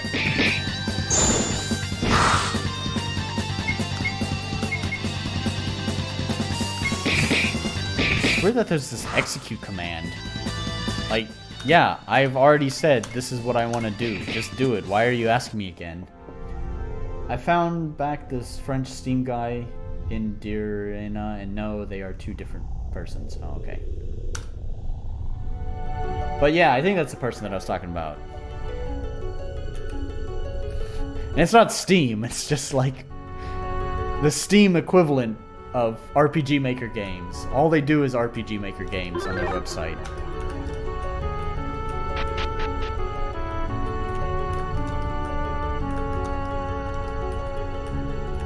I kind of like this tile set. I don't know, something about the music too. Is this all like, what is this, 2003 or not 2003? Is this VX Ace stuff? Or is this even VX Ace? This is a soul. You need them in order to be resurrected after a defeat in battle. You can find souls on the map or after defeating monsters. Neato.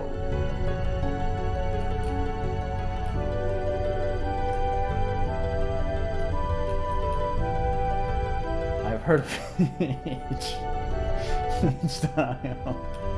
Yeah. Well, believe it or not, there are more types of games than just RPG Maker games on itch.io.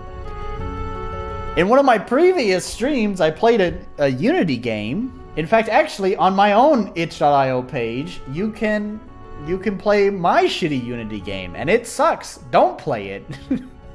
It's terrible. These green pentacles on the ground are save points. Press the action button to activate them.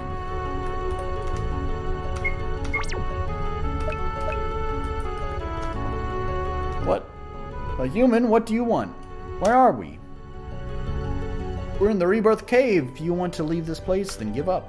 The weak human has no chance to get out of here.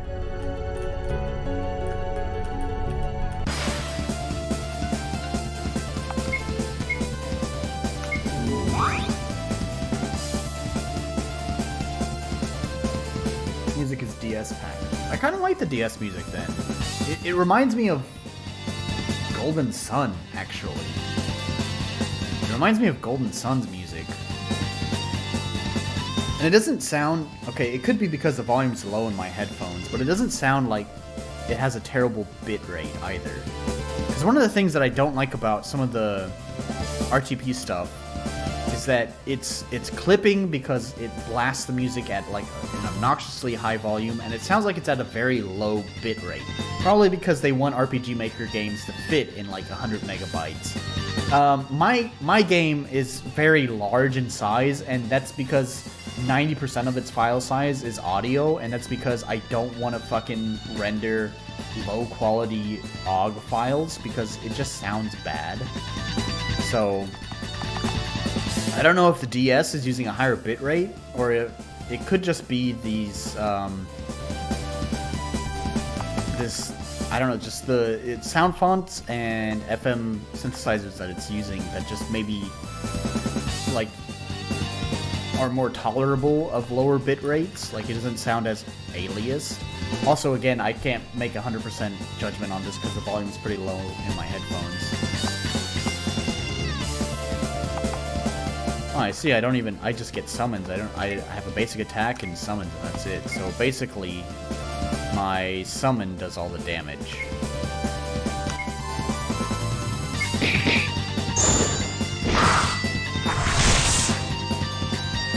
And it's nearly dead. Cool.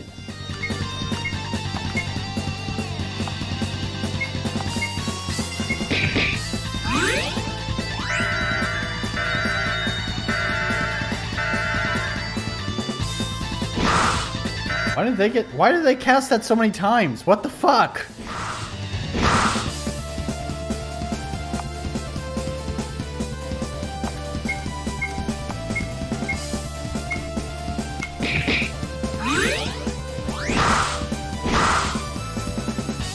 Oh, my summon's dead. Oh, and now I get to go the whole fight without the summon? That's cool.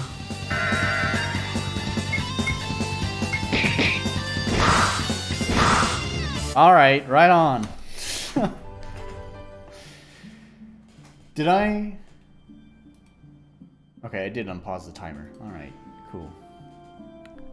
Well, that sucks. Welcome back, Nolan. It's not time for thou to die. Thou shalt be reborn again. However, this time shall need some compensation. Continue. Very well.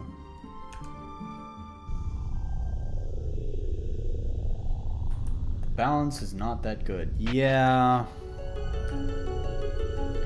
Yeah, that was only my second fight. I did skip a fight, though. Ah, so you played this one. That's unfortunate, yeah, because I kind of like this, actually. The tile set's pretty nice. I kind of like the music.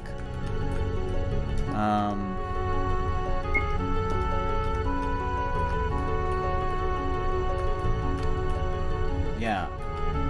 Oh, it just automatically pushes the boulders, huh? Alright. I like the music. I like the tile sets. There's some nice, subtle, like, small bits of polishing here and there in this that are, I think, really, really nice.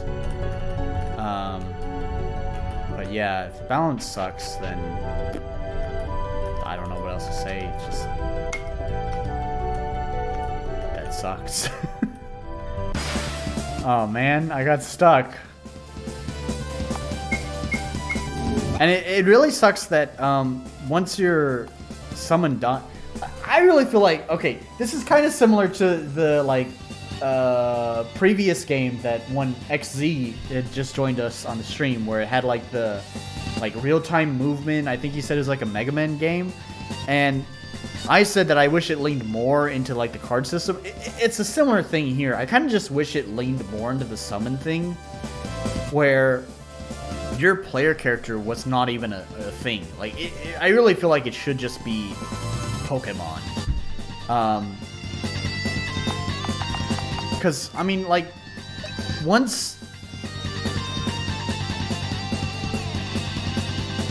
Yeah, game balance is extremely hard to get. Either mobs are too hard or too easy. Yeah, I understand. Especially when you only have a month. I've played around with game balance a lot in my own game. I think I've adjusted the like leveling curve and its like stat curve for monsters and the player 3 times at this point in my game, and of course it's not finished. I'm pretty sure I'll probably have to adjust that again in the future. So yeah, I especially for like a game jam game, you only have a month to do that. For a game jam game, in my opinion, if you're gonna err on one side or the other, I would err on the side of too easy, in my opinion. Because if it's too hard, then you're basically alienating a bunch of people from being able to complete your game and therefore cast a vote for your game, right? So if you don't have an unlimited amount of time, then yeah, I would just always say just try to do easier combat.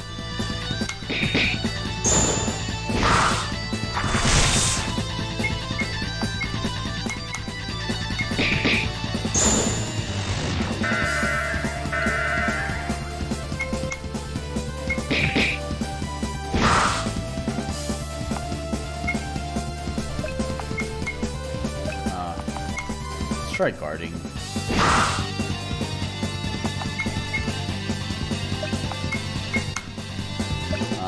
Let's try healing.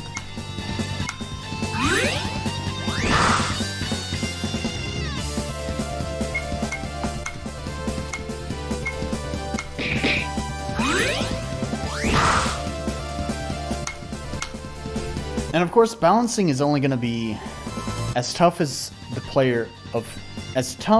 what the player knows.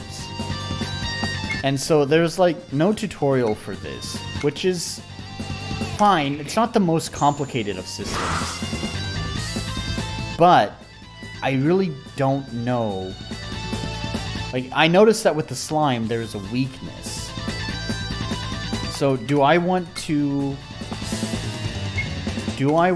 target weaknesses? I don't really have that many options to target weaknesses, though.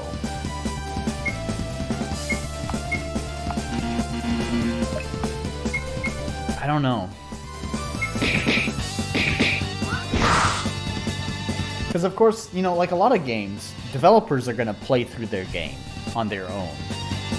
At least you would hope. Most developers are going to play through the game on their own. But, of course, the developer knows everything about the game. So they know how to win combat situations. So obviously it's possible, at least to the developer. So it's just a matter of knowledge. It's where you put the Ty Lopez meme in there. Knowledge.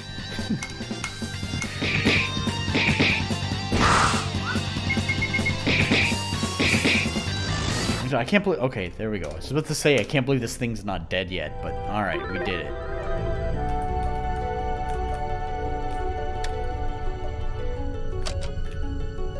There's like an exclamation point over here. What was that? Okay, do we need to push something there? Oh, there's a boulder. Alright, right on. Okay, we'll just fucking...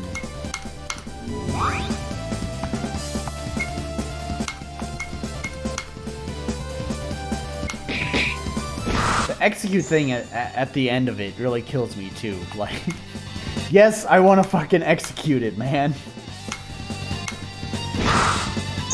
It's so weird that it asks, like, okay, here's the thing. Turn-based RPGs have fallen out of fashion because of how slow they are. Like, one thing I really want to do with my game is to reduce the amount of time players spend navigating menus just to do one attack, because it's not snappy navigating menus. So it's so funny that I don't know if this is just VX Ace thing where it asks you to execute something. I've played a few VX Ace games at this point now, and I don't remember them ever asking whether you want to execute a skill or not, or execute your commands at the end.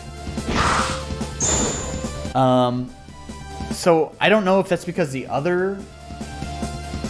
I don't know if that's because the other VX Ace games have, like, scripted that out, have whatever, removed that from the engine, or if this game has just added that in. It's weird that they would if they did add it in, because I don't know why you would want to make players waste more time in the menus when most people hate turn-based combat because of how slow it is, because it's just navigating menus.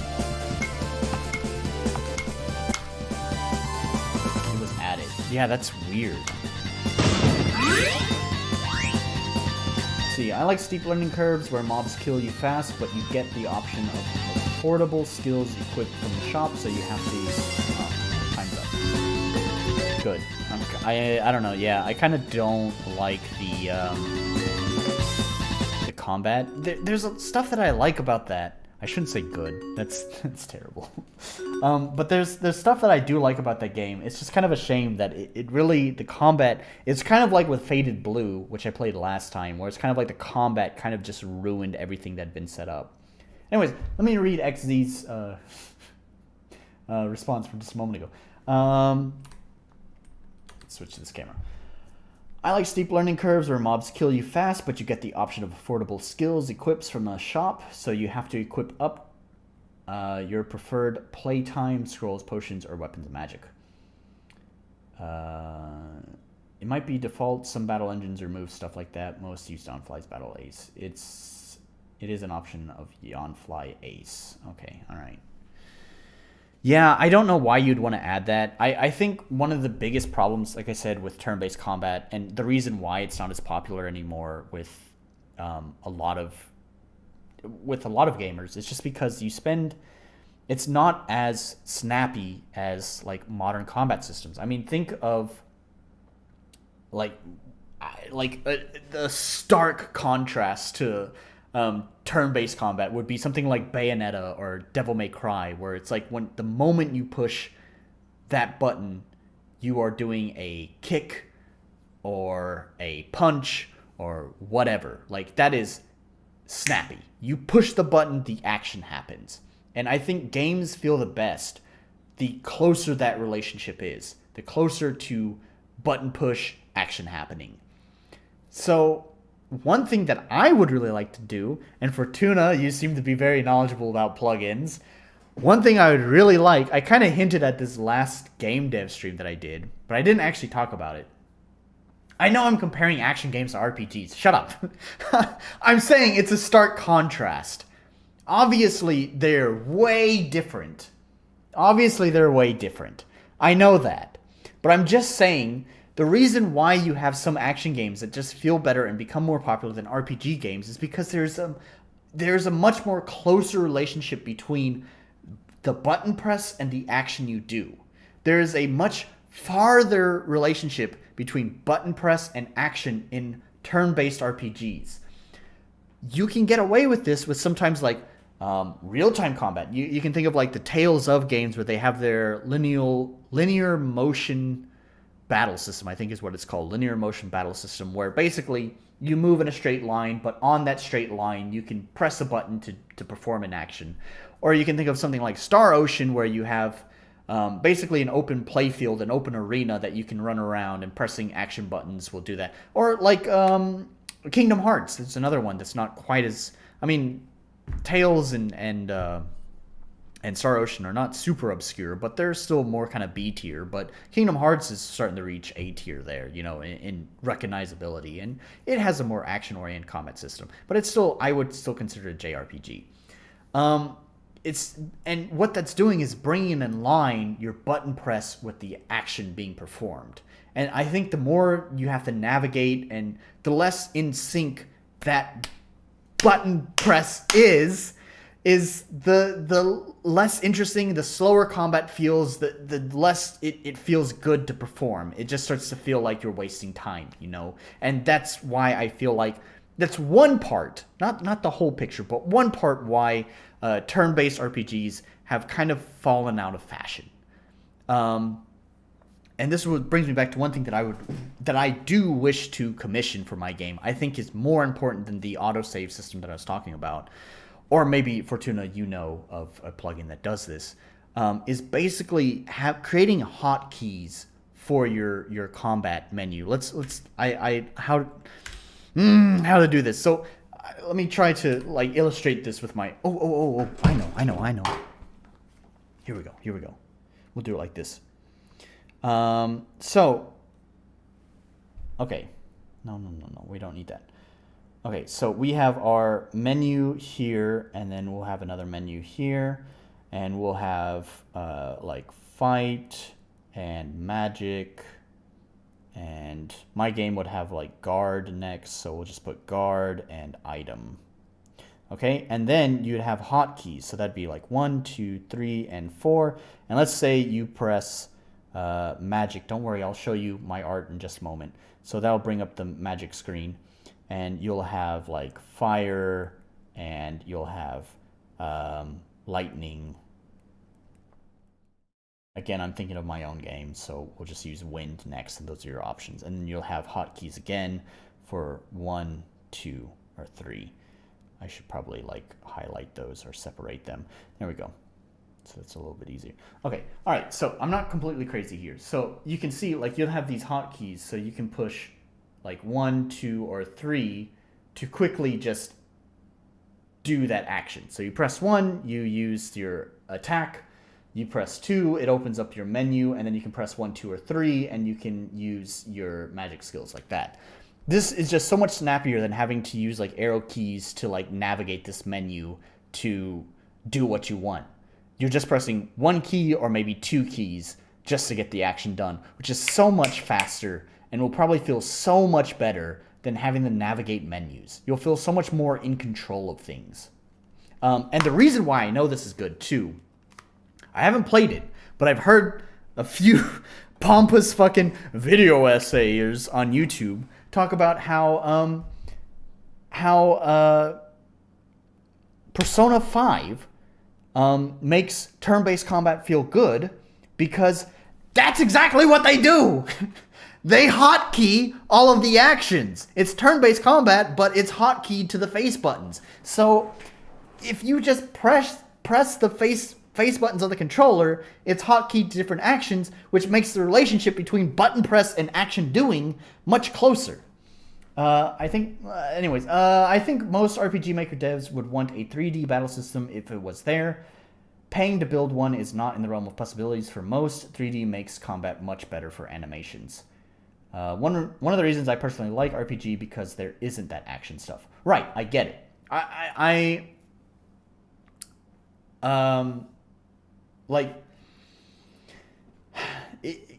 It's a debate, right? I don't think there's anything... See, with the hotkey part of what I was just talking about, Persona 5 did really well, right? There's no debate around that. Persona 5 did really well. I haven't even played it. But I know it did really well. I really want to play it. I can't wait till it comes to PC. But you still get the benefit of turn-based combat. But when you hotkey stuff, it just means less button presses. The more button presses you have, I think the more annoying this can be. So again, hotkeying stuff just makes things move quicker. And you still get the benefit of having the strategy of taking your time and thinking about what your action's going to be, which is why turn-based can be fun. I kind of like having that time to, I don't like RTS games, for example.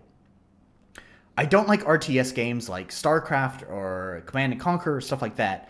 But I do like Civilizations. Now, from a top-down view, both of these games are very similar. It's about managing armies, managing your base, building stuff up. But the reason why I really, really like Civilizations is because it's turn-based. I get time to think about my actions and plan them out and make a strategy and execute it.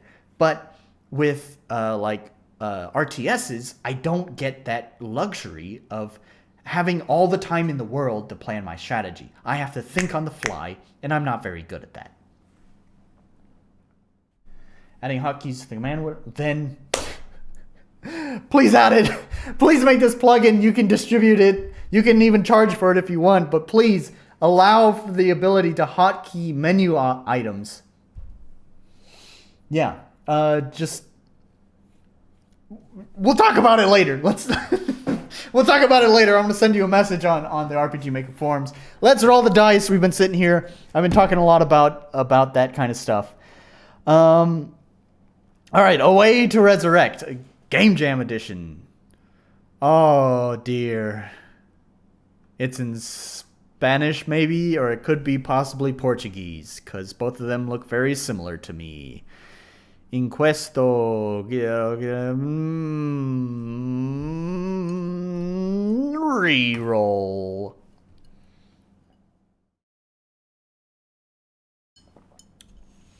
Watch the development time-lapse here. No, that's fine. You are the new Heavenly Order and have taken to resurrect a deceased town. An old head gravel will help aid you in your work. Alright, simple enough. Oh, good point. Sorry about that. Let's go back to this one. This is all I need to show you here. This was in either Spanish or Portuguese. Can't really tell. But because it's likely not been translated, I'm going to re-roll on that one. And the re-roll was this one, which does appear to be in English. So we'll just download that. Okay. And we're going to delete Strange Destiny. See you later. And... oh, did I just play Strange Destiny before Somniloquy? Whoops. I totally skipped Somniloquy. Let's play Somniloquy. Because oh, no. Apparently I already extracted... okay, alright. My bad. Sorry about that, Somniloquy developer. Alright. Options. Always dash, command, remember. Same usual. Oh. Ooh. Timer. I wonder if this is developers' music. I hope they didn't just like use some sort of copyright music that's gonna wind up getting this video copy striked, because then there's gonna be advertisements on this and I'm not gonna make any money off of those advertisements. Hello, human. 3 jumps. Nice to have you here. This is a nice song. Anyways, I'm gonna turn it down. I'm curious to find out if that's the developer's work or if they took some copyrighted music from somewhere and put it into their game. Characters. Arminger Rhodes, a theater director on the verge of 40. Oh no. He's using Kevin MacLeod's stuff. I almost instantly recognize this song. Oh no, Kevin MacLeod. I see Unity developers use Kevin MacLeod a lot too. I think Kevin MacLeod really should be... I mean, Kevin MacLeod himself doesn't care how you use his music. But it really should just be limited to YouTube stuff, because God, when it... Or I guess this is free. Alright, we'll give him a pass because it's free. But never use Kevin MacLeod. If you're gonna make a commercial game, please do not use Kevin MacLeod in a commercial game. Theater director on the verge of 40, desperate to make a comeback. Darcy Russell. Oh, these are the characters. Oops. Oh well. Darcy Russell, Arminger's ex-girlfriend, and the former star of his one-hit play Somniloquy. Betty Volpine, a Broadway legend known for her diva demands and Tony Awards. There's nothing wrong with Kevin MacLeod. It's just that his music has been so used and abused by YouTubers that I don't know. The music kind of loses any punch. It just becomes immersion breaking. There are some less used Kevin MacLeod songs, so there's nothing wrong if you use one of those. It's just that if you are not familiar with the commonly used Kevin MacLeod songs, then you run the risk of using one of those and thus breaking the immersion of the game. But again, we'll give it a pass. I shouldn't have even brought it up because as a free game, I think it's totally fine to use Kevin MacLeod. It's that I have seen some independent developers, mostly Unity devs, not to throw shade at Unity devs here, but mostly Unity devs who have used Kevin MacLeod stuff for their Unity game that they decided to make a commercial game for Steam. And if you're making a commercial game, sorry, do not use Kevin MacLeod stuff. You really shouldn't be using most royalty-free stuff, but there are like royalty-free. It's not like Kevin MacLeod is free royalty-free. Like it's free to download and free to use without royalty. I probably wouldn't use any free royalty-free music in my commercial game. There are royalty-free stuff that costs that may be safer to get away with in your game if it's a small budget indie game. Mr. Pine, one half of the production duo, austere and obsessed with staying in the black. Mr. Pickle, obsessed with social clout, he only funds plays to impress the Upper West Side crowd. Arminger, I can't keep dreaming of you, Darcy. I have a show to put on. Here's where the show stops. But I'm reviving Somniloquy. Or are you reviving yourself? It won't be easy. I'm working with Vetty Volpine tomorrow. Pickle and Pine will be butting their heads in too. The producers. It doesn't help that the last person I cast in the role was you. No one could ever compare. You know what makes a good actress great? Luck. Lol, is this the producers?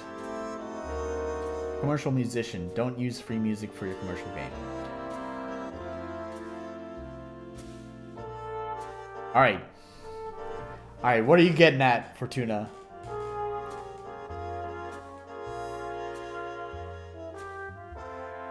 What if we won IGMC, not with a flop, but with a hit?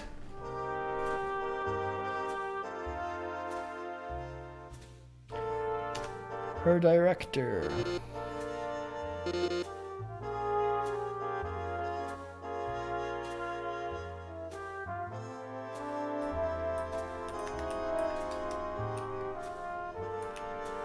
Alright.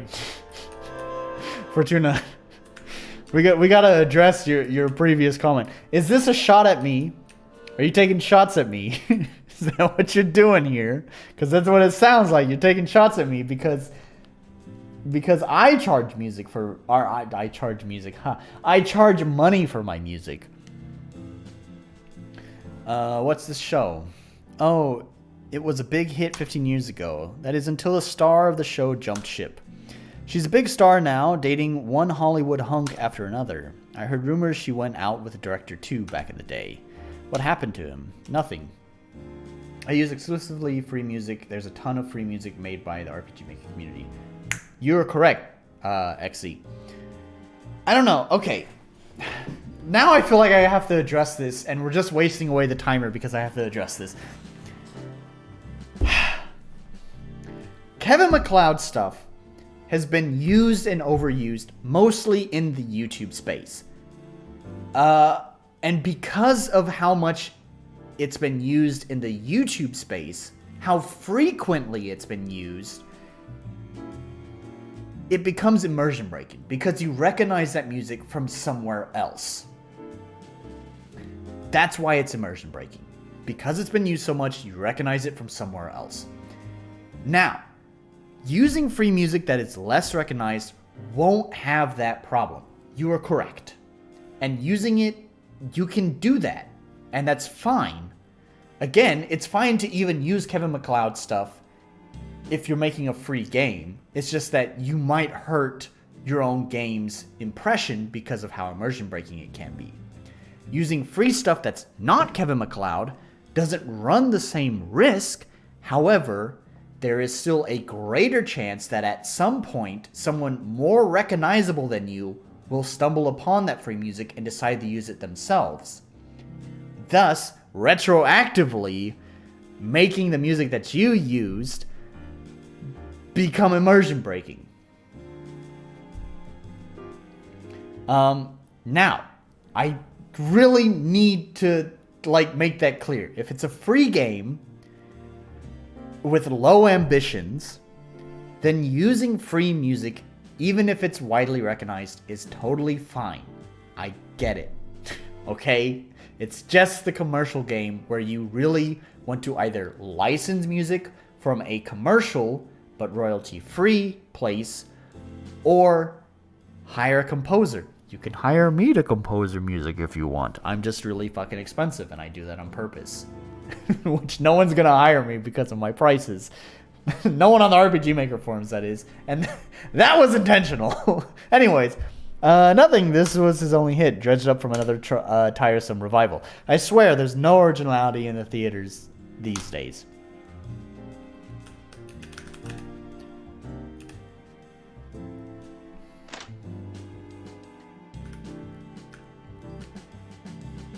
But since there's so many free music out there, it's quite easy to find some underused music.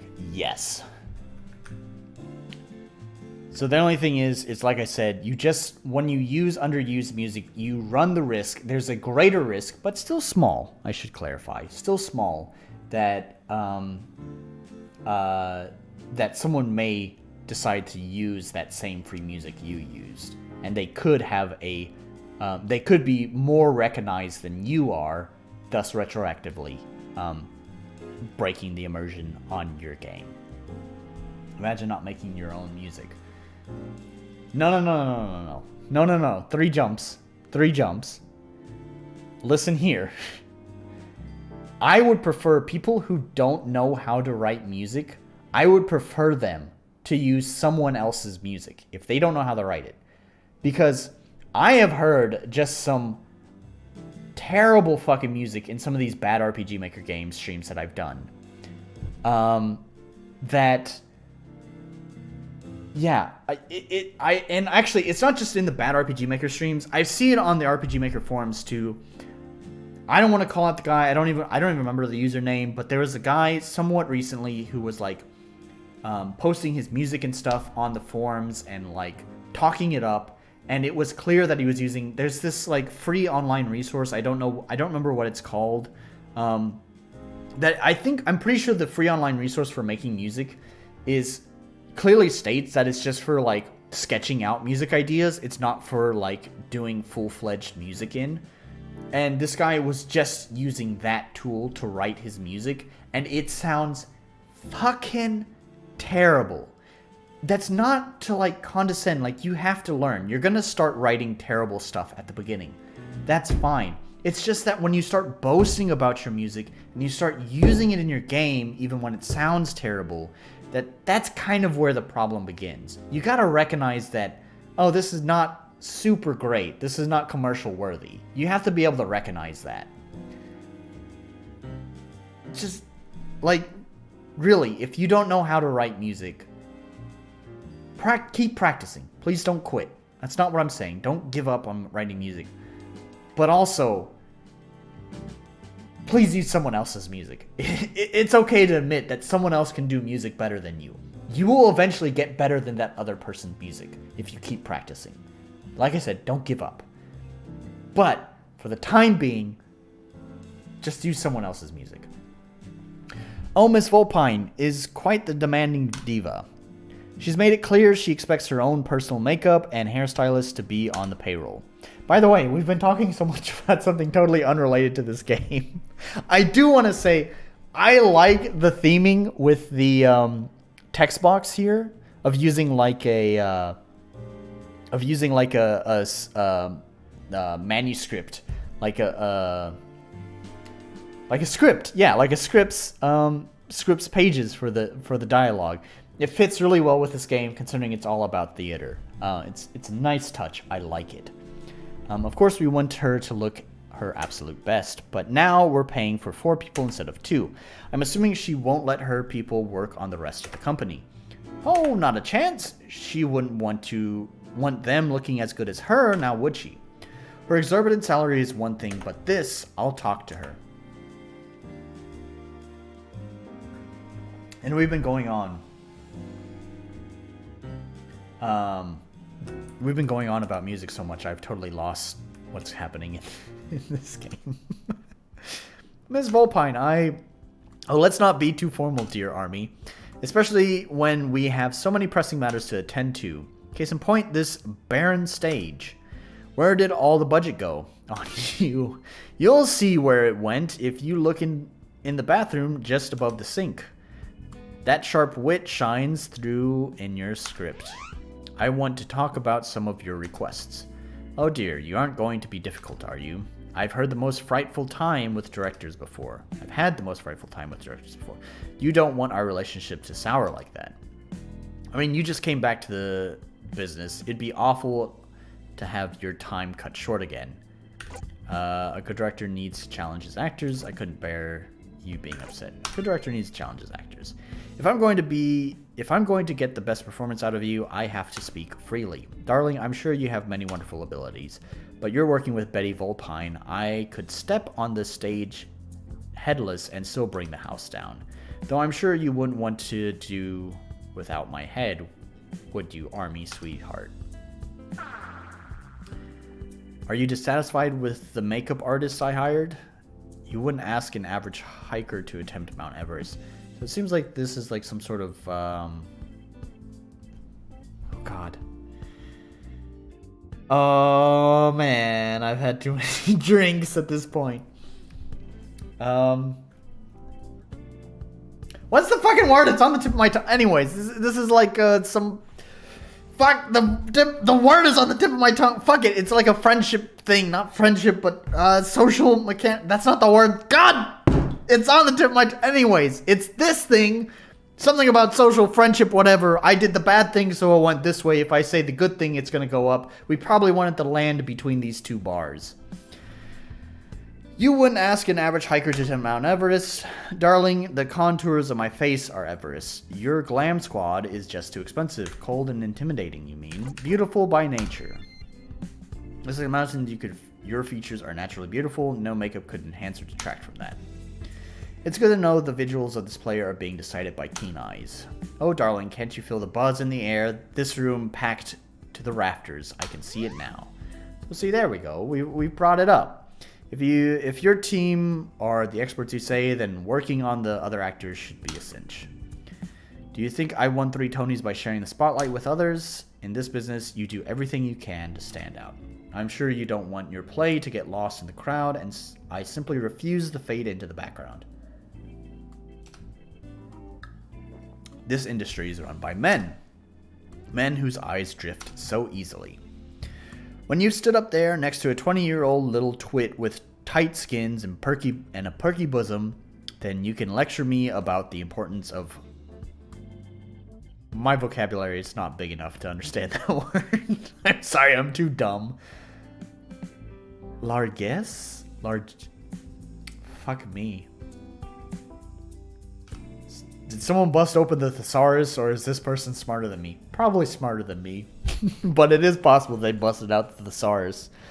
It's one thing to be ignored when you're a mediocrity, quite another when your talent is as extraordinary as mine. You should trust in your talent more. Just tell your team to draw a few extra lines on your castmates. The part you're playing was originally written as younger. That's just French. Okay, alright. Yeah, my French is...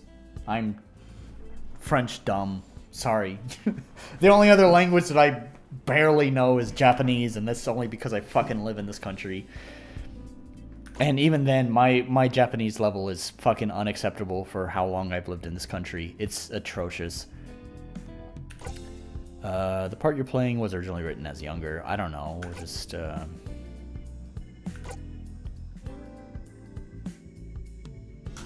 that. I think you're doing yourself a disservice. After all, the list of past Tony winners hardly reads like a Miss Universe pageant role. Besides which, you won 3. 1 or 2 could be written off as luck, but 3 is a clear sign that you're unmatched as an actress. I guess she liked that. Awards fade so quickly, shiny at first, dazzling. Then perhaps I'm a little better than the homeless addicts on the street. Just chasing the next hit. I'd quit altogether, but I fell off the wagon.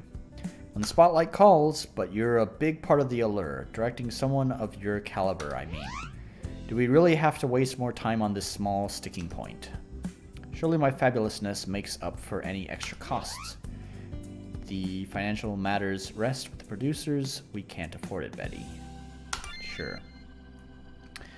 Personally, I would agree with you, but when it comes to the production costs, I'm overruled by Pine and Pickle. But if anyone ever steps on your lines or gets in your light, come to me directly and I'll put a stop to it right away. Well, I suppose I can relent this one time.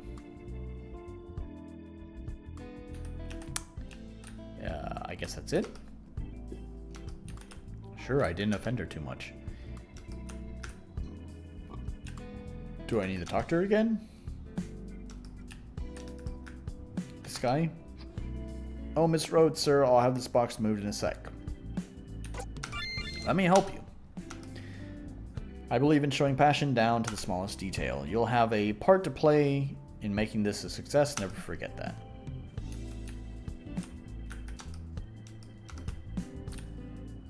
All right. Is there someone else I talk to?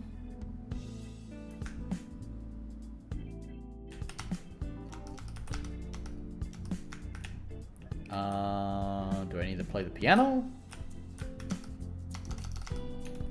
Nope.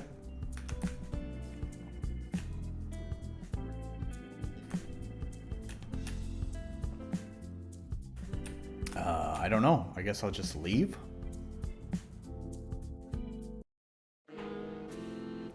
I guess so. Why didn't you come to LA with me? I don't belong there. It wouldn't change anything. I didn't have offers like you. Have you seen LA? That place is a disaster. I would never go there. I'm a theater guy. I don't belong there. Yeah, I don't really think of LA as like a theater place. It's more of a movie place. When I think of LA, I would... Yeah, it's more of a movie place. If I'm thinking of theater, I would more think of New York, just because Broadway is there.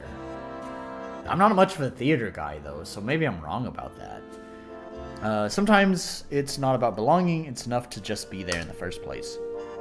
The way I look made me different from birth. Belonging would be nice, but I don't rely on it. Enough of this trite melodrama. Okay, that's the end.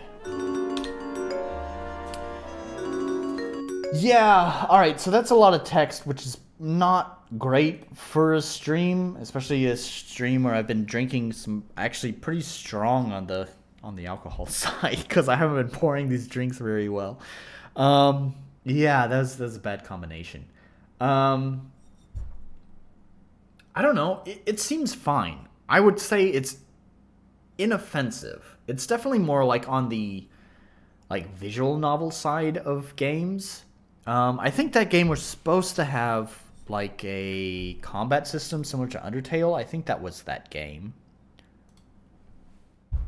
Let's go back to it. Yeah, Undertale battle system. So we never made it to that. I would be curious to see that. I kind of wish I hadn't closed out of it already. I would have been interested to see how that combat system plays out. But, oh well. It is what it is. So, let's roll the dice, see what the next one is. Hopefully this time we won't get into... 20 minutes is quite short for that kind of game. Yeah, it is. I don't know. I picked 20 minutes because I felt like 30 minutes seemed a little bit too long. 20 minutes, like, to me, a lot of, even, like, before the IGMC stuff, like, the other previous bad RPG Maker game streams that I had done, it kind of felt like this is more about first impressions. You know, we're looking at options menus. We're looking at the first things that the player experiences that sells them on whether this is a good game or not. It's not really looking at the whole game as, you know, the full picture. And I think 20 minutes is enough time to at least kind of get that first impression for most games. There are some exceptions to that. Last time we had Phantom Saga, which was the Weeb game that I called out last time, that unfortunately I didn't really have enough time to kind of get into, like some of the deeper parts of it. And then that game as well, a visual novel, didn't really get a chance to experience the combat. There's some nice theming going on though, because like I mentioned, there's all the theater stuff there, and they had the like it looked like a script, like a theater script, as the text box, which I think is a nice touch. It's a small subtle touch, but I think it really goes a long way. That kind of stuff. So let's see what we have here. Original 2D images. This includes characters, battlers, backgrounds, walls, etc. Mazes with different strategies. Mazes help critical thinking skills. Battle strategy. Will you fight or will you run away? 6 different challenges. As the title says, goal is to revive Roy Gee Beevee. Basic scientific learning opportunities. This sounds like an educational game designed by a boomer. I can tell that this was original art. This is that's 100% for sure. Yes, 100% for sure. It looks like MS Paint. This is like the visual equivalent of what I was just talking about in response to 3 Jumps a moment ago, where it's like, okay, for this game, we haven't even played it yet, so I'm not making a judgment, but like if there ever was a representation of when you should just use someone else's art, even though you can do art yourself, this is it. I'm sure it's fine. It's simple enough. There is, oh God, this is another moment where I fucking have it on the tip of my tongue. There's a really popular indie game that used only rectangles, and I think circles too. Holy shit. And it's like something, I think it has someone's name in it. God damn it. Fuck. I have all this shit on like the tip of my tongue and I just can't. Fuck. Take a drink and I'm gonna just fucking download the game. Who cares? Anyways, this is basically the same thing that I was just talking about with 3 Jumps, where it's like, yeah, just because you can do custom music yourself, sometimes if you're not experienced enough to do a high quality job, sometimes it's better to just use someone else's stuff. However, we are passing judgment before we've even played the game. I think using some of the just basic geometric shapes is totally fine for some cases. God, this is killing me. That game, like, it's like right there. It's really right there. It's, what is it? Oh man, this is gonna just destroy me for the rest of the night until I can fucking remember what it's called. Alright, so first we're gonna do Revive. No. We're gonna do Resurrection Rancher. And since it's packaged in an exe, is it going to be... My computer really doesn't like that it's packaged in an exe.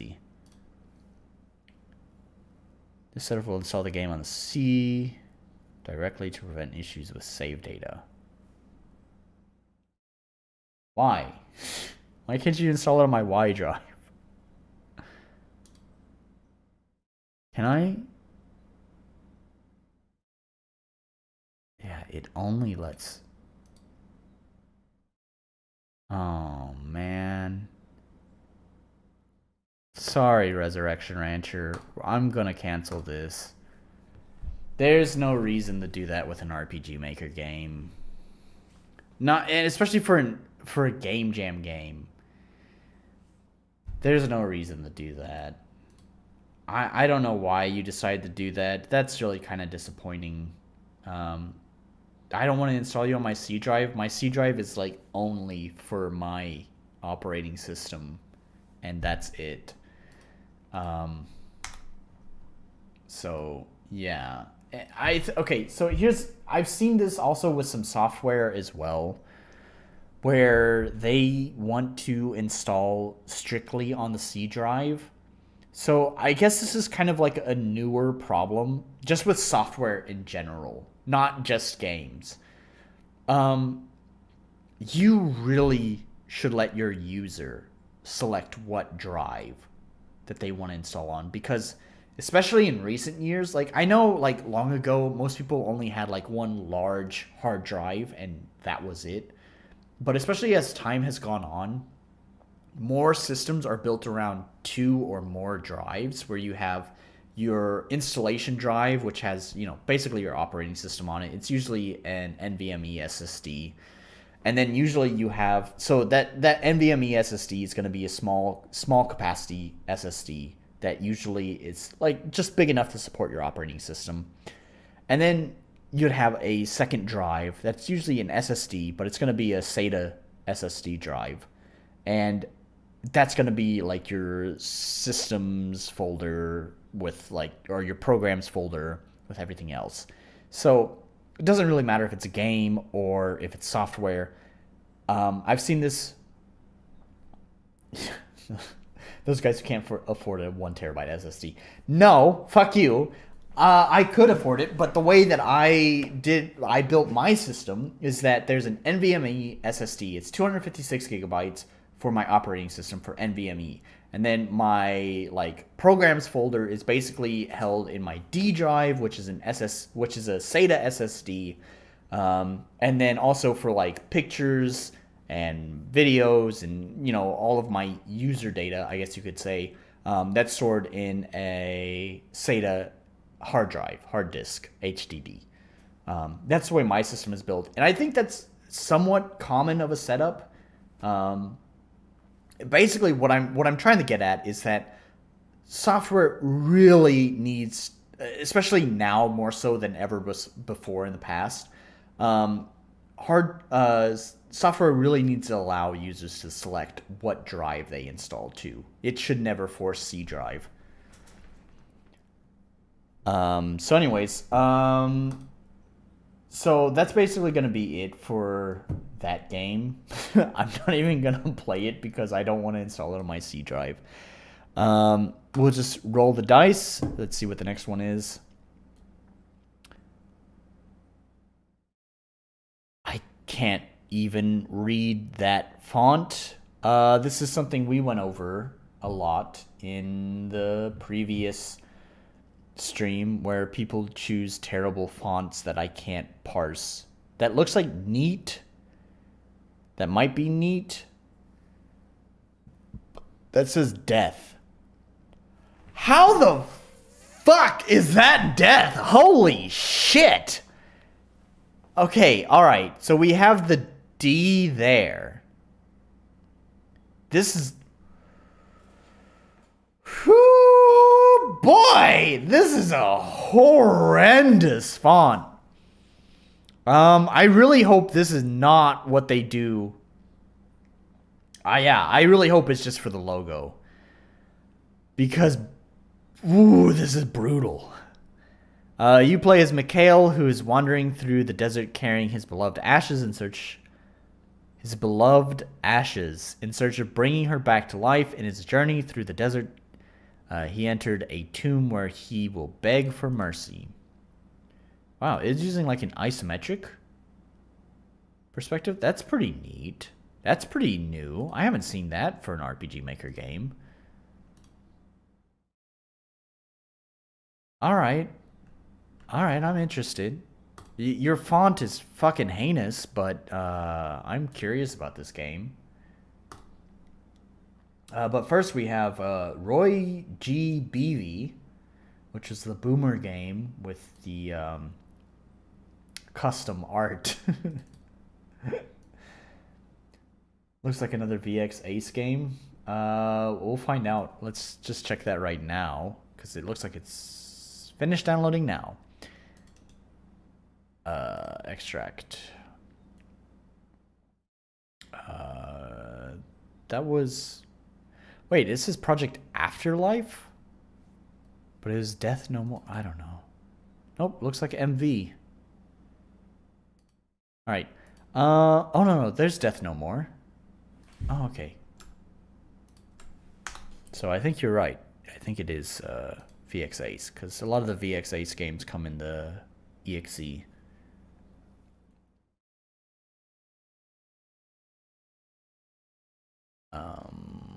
Death No More. Yes. Yes, it is. It is a VX Ace game.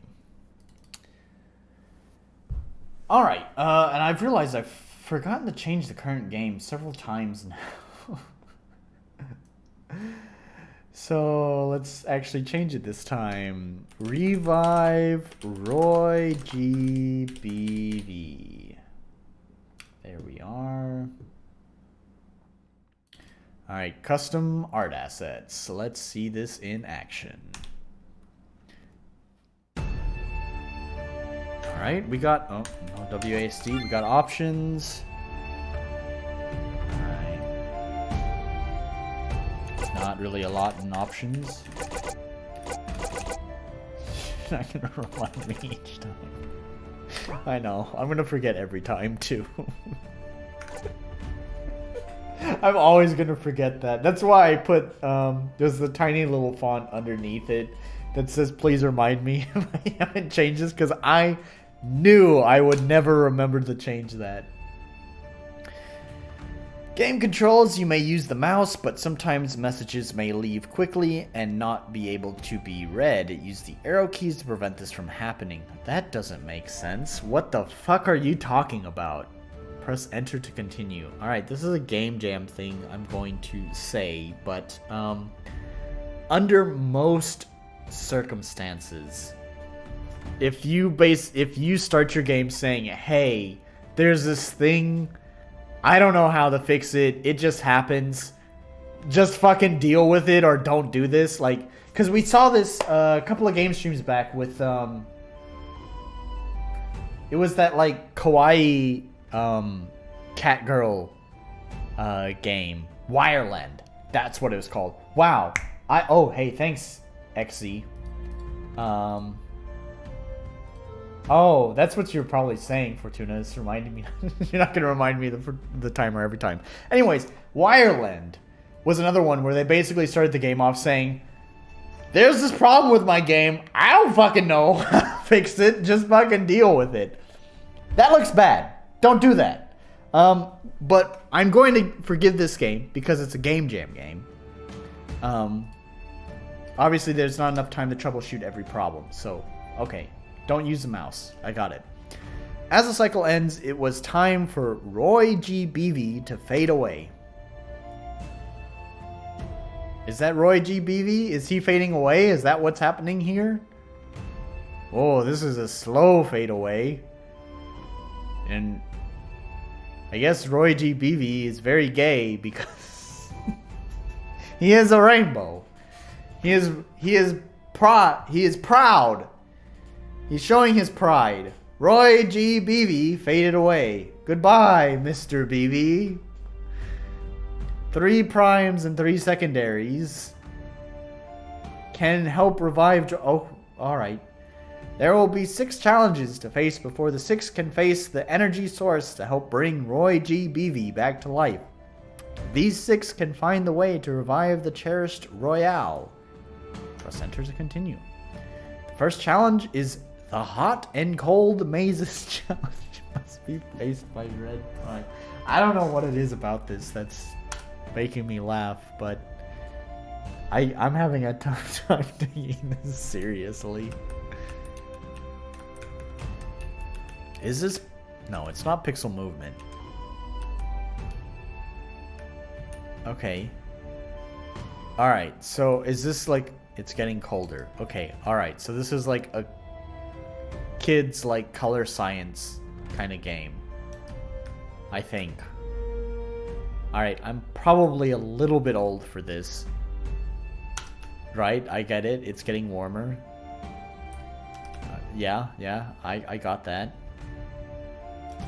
Yeah. Okay. Congratulations, yet this is just the first maze. Alright. So...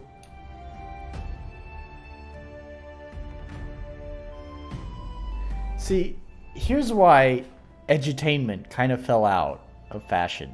Was that was a hard maze. Yeah. I think this is intended for children.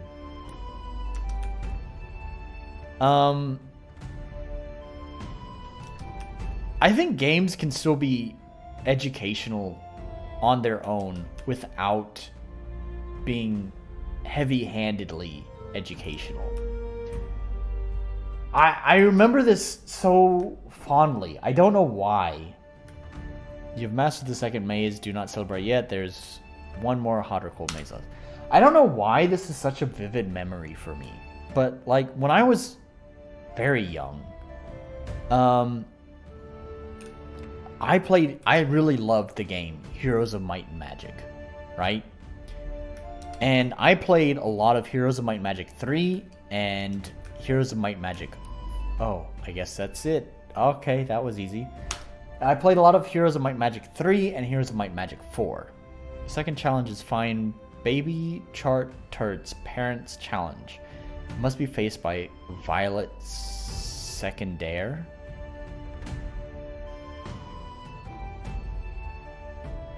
I'm sorry. What? Just complementary colors.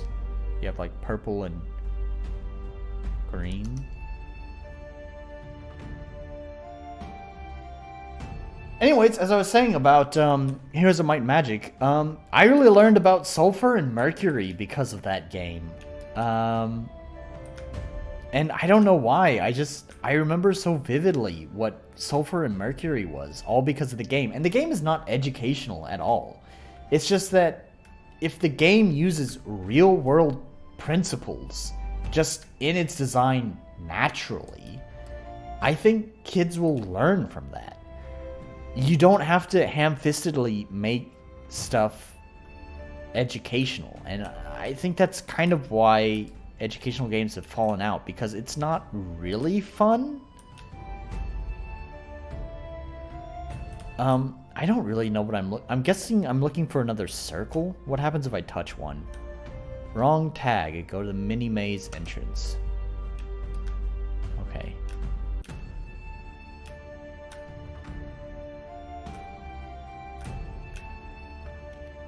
Because it's hard to make something that is strictly educational, but also fun. Take it from me. I know.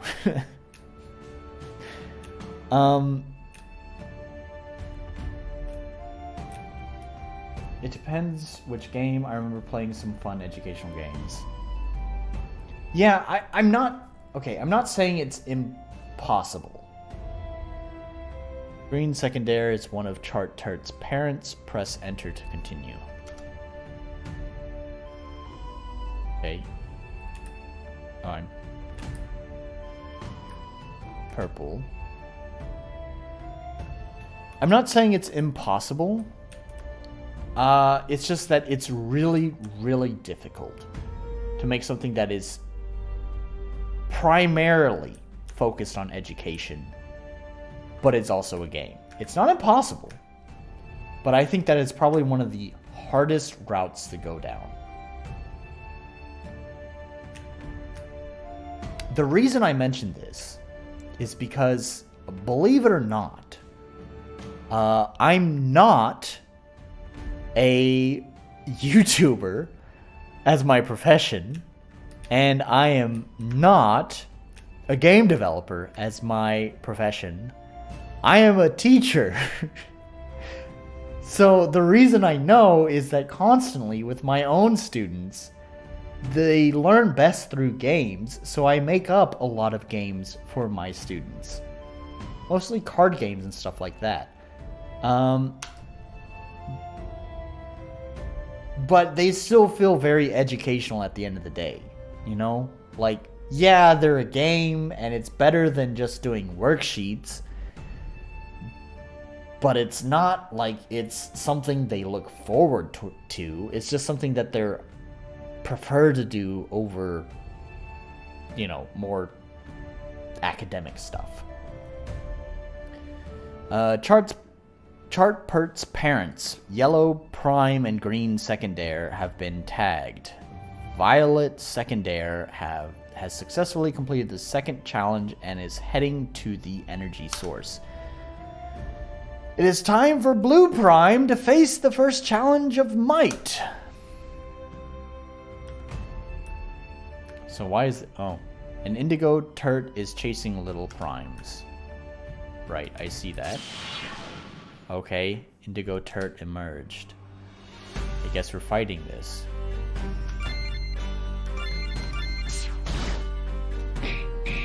What is this, like, Agario? Is that what it was called? Where you, like, you're a little dot on, like, a white map, and you have to, like, absorb the smaller dots to grow bigger to absorb the other big dots? I think that was Agario. This is, like, turn-based Agario. I guess we'll just escape, because it's doing a lot of damage. I can't escape. There we go.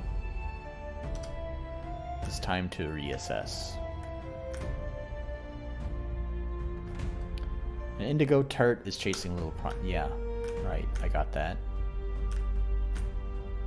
So is there anything that I do, or do I just fight it? Alright. It looks like there is nothing that I do except fight it. Okay, well, it seemed like it was doing a lot of damage to me, and I wasn't doing a lot of damage to it.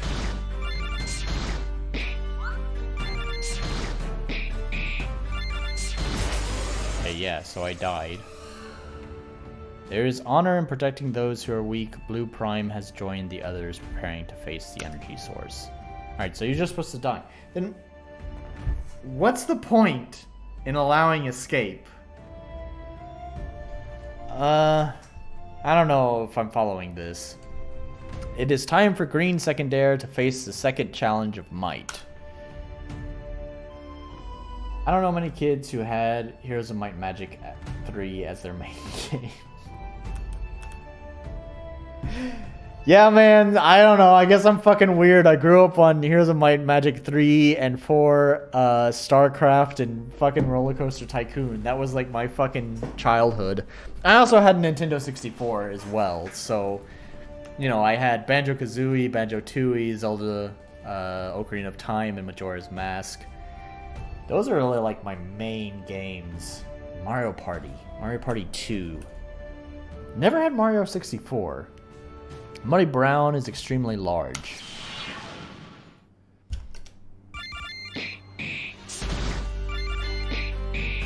Only attack, and it looks like I'm just gonna die. It's time to reassess. Well, it really seems like I don't have any other option.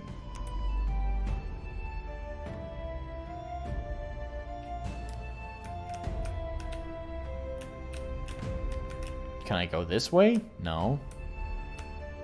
Okay. It's extremely large. Do I need a guard? Wait, no, that was escape. What? Oh. What? Ah, how much time do we have left? Nearly 9 fucking minutes. Ah!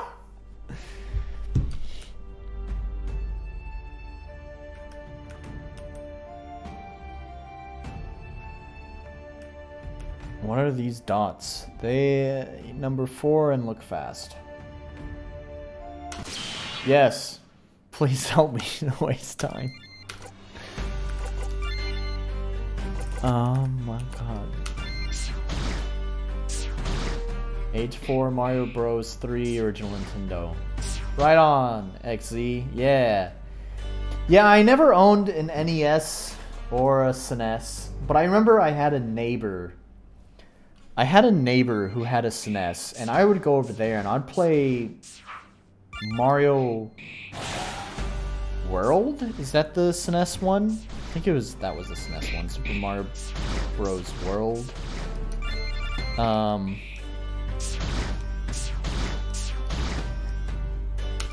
Yeah. I remember when we first got the Nintendo 64. I think I was 6 years old. Didn't have a console until pretty late. I directly started on PC. Console was my start. I started with an N64. My cousin had a Nintendo 64, and he had Smash Brothers. That was another game that I owned. I forgot to mention. He had Smash Brothers and Zelda: Ocarina of Time. And I remember because I really remember my cousin. He was playing Ocarina of Time, and he was at the Shadow Temple. And for whatever reason, the Shadow Temple just scared the hell out of me. Especially Bongo Bongo, the fucking severed hands. I don't know what it was, but just scared the fucking hell out of me. It was horror to me. That was childhood horror to me. But at the same time, I loved the game so much. I remember like me and my brother begging my mom to get us, me and my brother, a Nintendo 64. I guess I can't do anything with those. Begging my mom to get us a Nintendo 64. She finally broke down and bought one. But we didn't own any games for it for a very long time. Instead, we would go to Blockbuster and rent games for it. And we wound up renting Ocarina of Time and what's the point of these blue dots if they don't fucking do anything? Like, I don't know, I died to this thing. It's clearly guarding the exit. I need to go that way, but I died. Anyways, I wound up asking my mom so many times to rent Ocarina of Time that she just was like, fuck it, we're just buying the game now. So that was my very, very first video game that I ever owned, was The Legend of Zelda Ocarina of Time. And then later on, eventually, we also wound up renting Smash Brothers so many times that it was the same story. You know, she just wound up buying... do I just need to escape? Is that what it is? Okay, I can't escape. That we wound up buying Smash Brothers, and I think that was probably my second game that I had ever owned.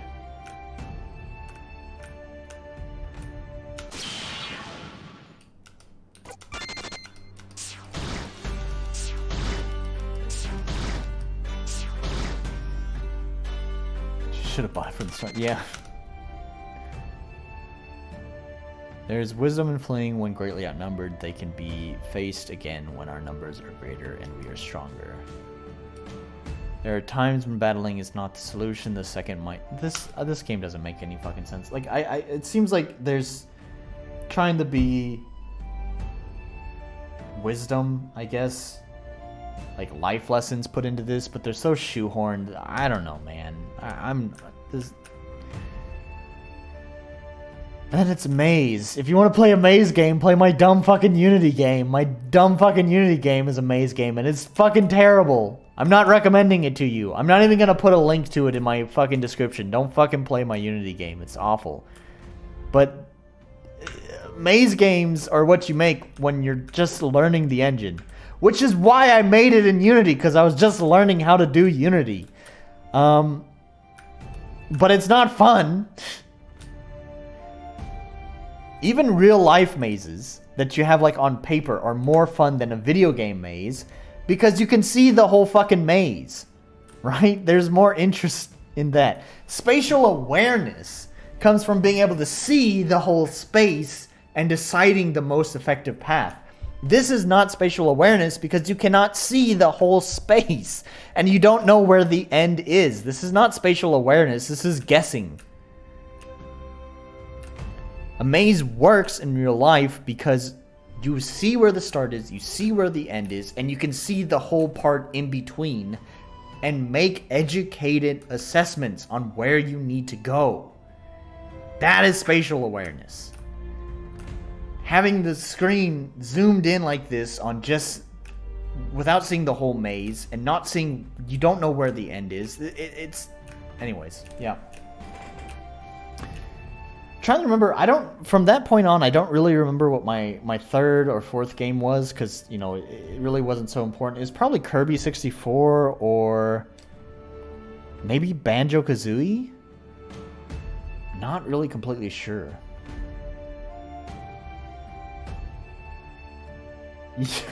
Yeah, okay, so that's the opposite. That's the opposite criticism for this game than it was for the previous game. Now 20 minutes is too much for this game, while the previous game, 20 minutes wasn't enough. 5 left. I'm sorry, I totally missed what it was that I'm supposed to be collecting. Do not touch a prime. The counter has been reset to 0. Okay, alright. So I need to collect other oranges? No. Maybe? I'm stuck now. Oh, no. Never mind. There's this arrow that has popped up down here that I didn't see because it's white on white.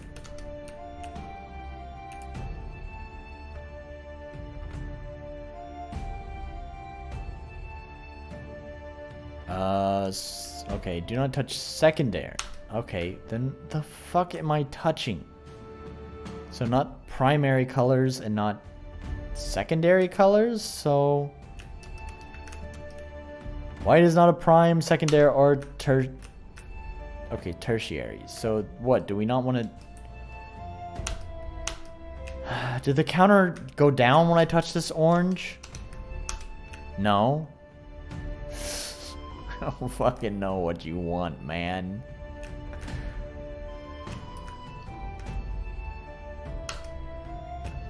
Oh, okay, alright. Wait, but it said with the white, it reset. Oh, no? Okay, alright. I don't know, man. So we're trying to find black and white circles? God, I'm sick of this music loop.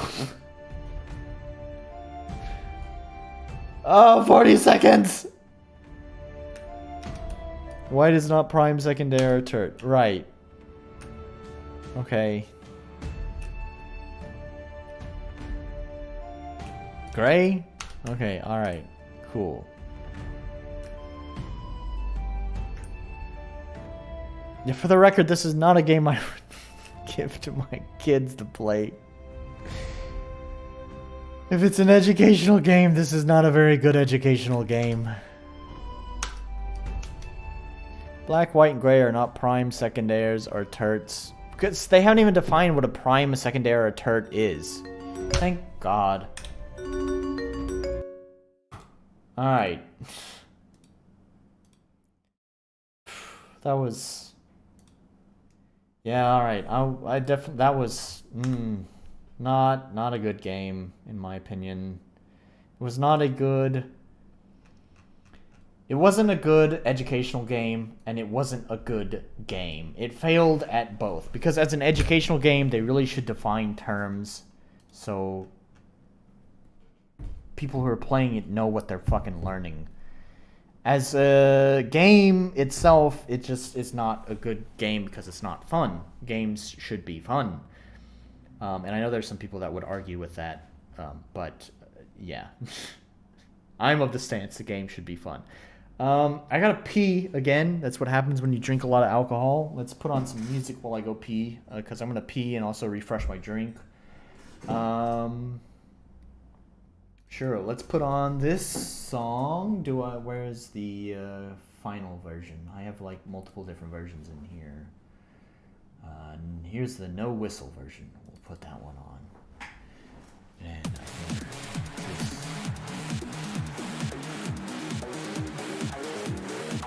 yeah, alright. Be right back.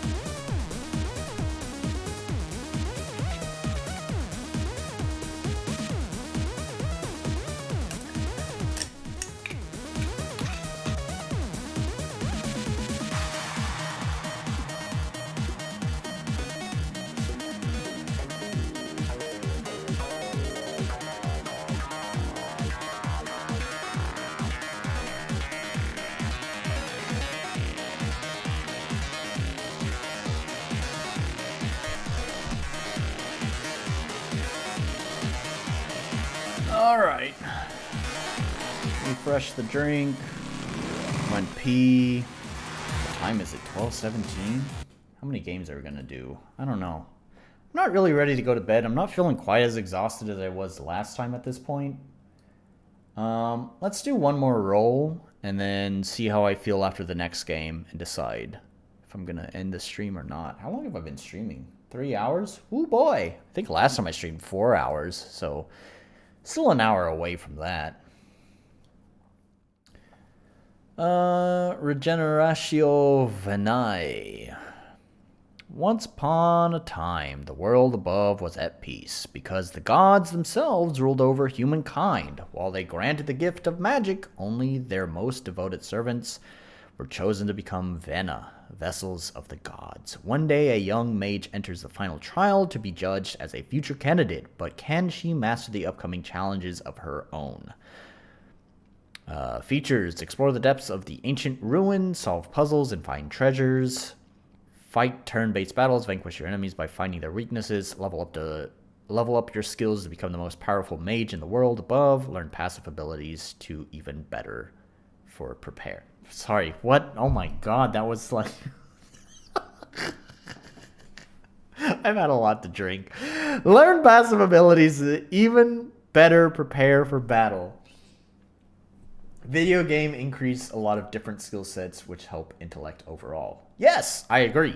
Especially as an indie developer, you know, there's been a lot of stuff I've had to learn from my own game. It's kind of amazing, honestly. I think if nothing else, when I finish this game and fucking no one buys it because it uses a bunch of, you know, pre-made resources, asset packs, if nothing else, you know, I'm so impressed. Like, if you look at my first game that I made in RPG Maker, it is a fucking disaster compared to what I'm doing now. The step up in quality is just surprises me. I hope it surprises other people too, but definitely me. The amount of stuff I've had to do for my game, you know, that, like, game development, by the way, I'm going to go ahead and download this. Game development, you know, it requires your typical stuff that you have to think about, of course, like art and music, and game design.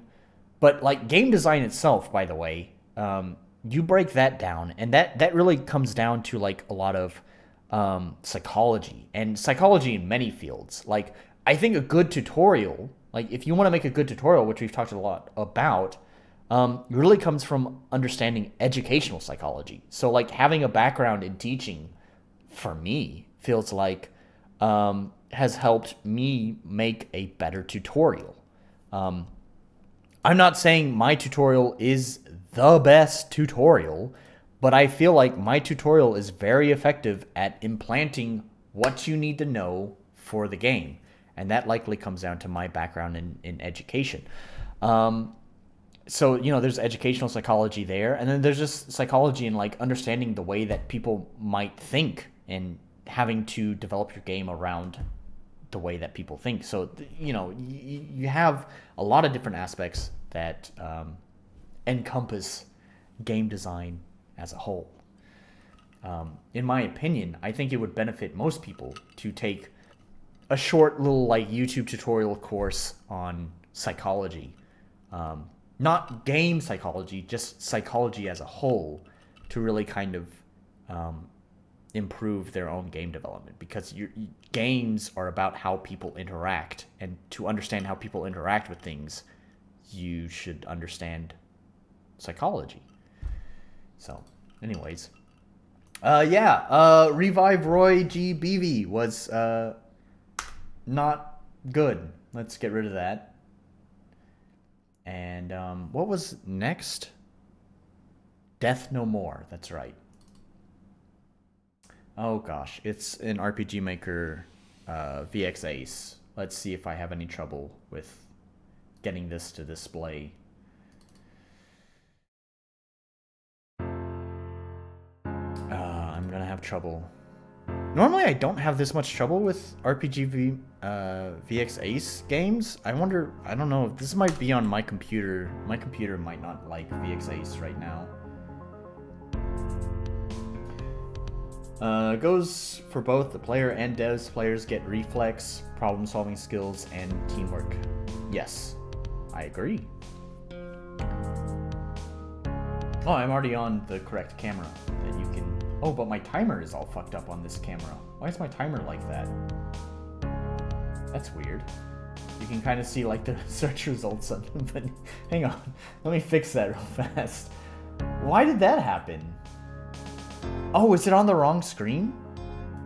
Oh, it is, because the thing pushed it over there. Alright, alright. That should fix it. Hopefully. There we go. Oh, okay, they have their own custom cursor. Right, I noticed that when we were looking at it. Let's start the timer. Yeah, I mean, I don't know what to say about VX Ace. Like I mentioned before, it's kind of like, at a certain point you need to finish your game on that engine and just move on to the next. I never imagined a world without you. This is unfair. When we finally had a chance to be happy, that chance slipped away like a single drop in morning dew.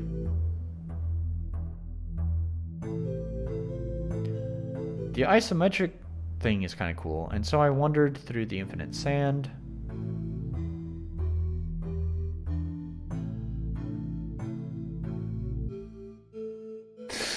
Terrible fucking logo. Thank God the normal font is not like that.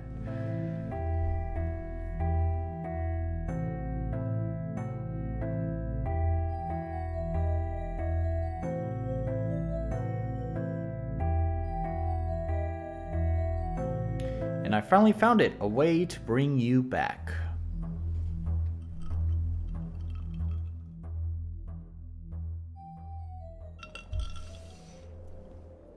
Finally. It uses the default... Come on, man. Alright, no, I'm not gonna complain about it. Oh, dear. Alright, I don't know what the solution would be to this. Okay, wait, is it... No, you can't click. Never mind.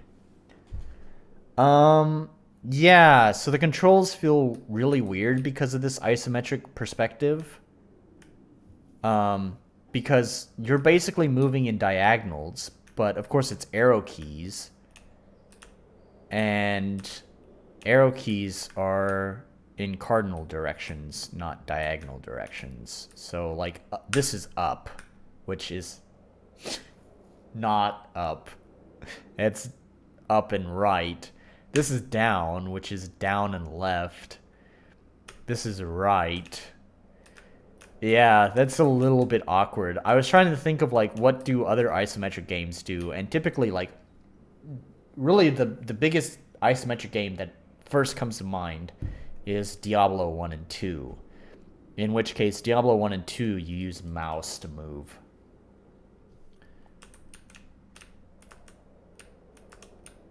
So that makes more sense with mouse. So it's unfortunate that you can't use mouse to move. I must conduct the ritual before... Wait, was that me? Was that me being drunk, or was that... I must conduct the ritual before proceeds. No, okay, that was not me being drunk. That is just a typo. But actually, that sounds like a language barrier kind of typo, not a... like, they just misspelled it. Do you wish to light the basin? Yes.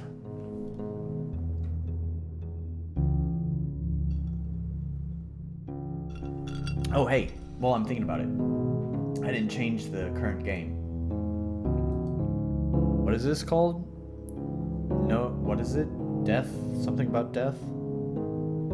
Death no more. Death no more.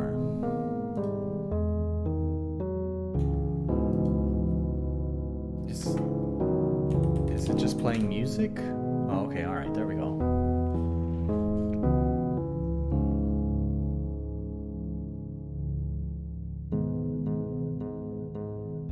Kind of like this E-piano sound. Do I do anything?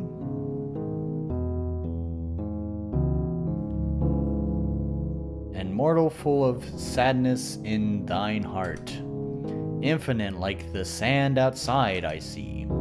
Been a long time since someone came to me asking compassion.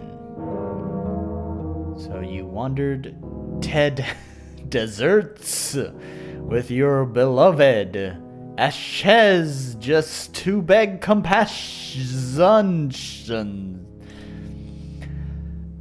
Life will not come easily, you must know. Sorry, the weird caps thing is... it's strange. You will remember the man you are. And I will see everything.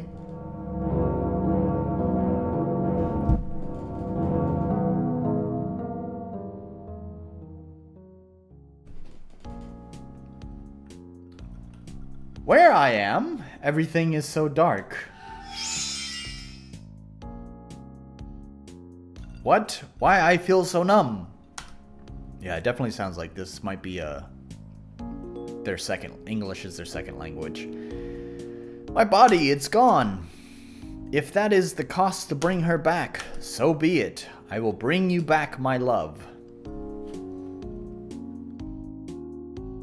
I expect great failures from you. Whoa, that is wonky as fuck. Okay, you can always press escape and retry the level. All right. Do I already need to retry the level? How come I can't go for? Oh, okay, all right. There is a boulder there.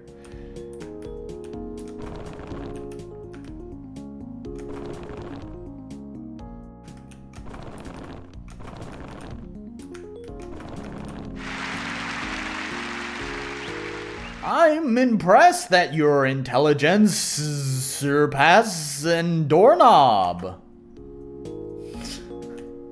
Right on. What are these? You did well, man. Listen to what I have to say. I guess the buddy behind all of this are enjoying watching us failing.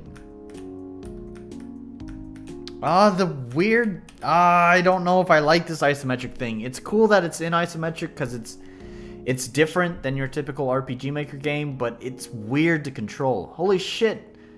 I am face to face with Einstein. Alright, man. Listen to what I have to say, buddy. There is some doors that cannot be opened without a knob, if that makes you feel better. Not really, but okay. Oh my god, this is... I'm drunk and I'm controlling it and the player feels like they're drunk.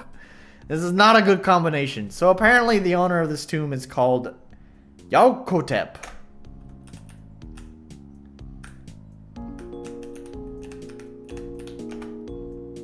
You did well, man. Listen to what I have to say. I guess the buddy behind all of this are enjoying watching... Okay, yeah, you said that already. The bad text seems intentional. Yeah, it might be. Wait, is that where I started? I think that's where I started. Oh, I see. I just fell... Oh. I just fell off like that jump up there. That's weird. Don't do that. Like, I appreciate that you can quickly go from up there to down here, but that made me totally miss the fact that I jumped off. Whatever, it doesn't matter. Alright, let's go. Know your limits. Don't walk too much. Some puzzles, you will need to calculate the number of times you can walk. If you ran out of it, the map will reset and you will need to try again. That's weird. Did that cost me the turn? Hang on. If I turn... Wait, why did it put me there?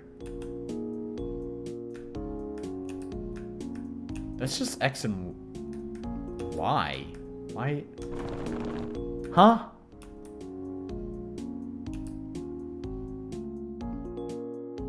Lesson number 1 of M the Professor. Don't play games when you're... Well, unfortunately, okay, so I didn't have much to eat because I'm poor. So obviously not having enough food in the stomach means that alcohol hits you pretty quick. And this is fucking brandy, man. This is like hard spirits. I don't see what the percentage is. And I had been, like I mentioned earlier at the beginning of the stream, my ratios of my drink had been pretty spirited, let's say. Pretty spirited drinks.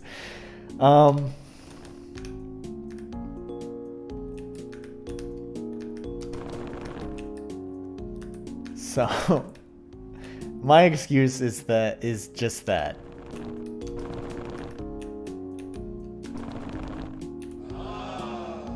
I mean, I solved it. Fuck you. It sucks that it costs you movement too, just getting up to the puzzle. Like, it shouldn't cost you movement to get to the puzzle, because God forbid the speed at which you move is way too fast, so God forbid I move too far. It's like I have to retry.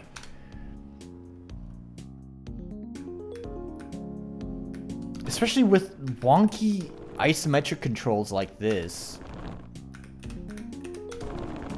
I don't know if I like that you have a limited number of steps that you can take. Because, like, yeah, see, I have enough steps to solve this now. I had already solved this once already, no problem. But because I ran out of steps just moments before the end, I had to restart the whole thing. I think if they want to do this limited steps thing, it should be limited steps while you're solving the puzzle. Once the puzzle is solved, even if you haven't stepped through the end, it should no longer require the number of steps. Defying death! You will need more than that.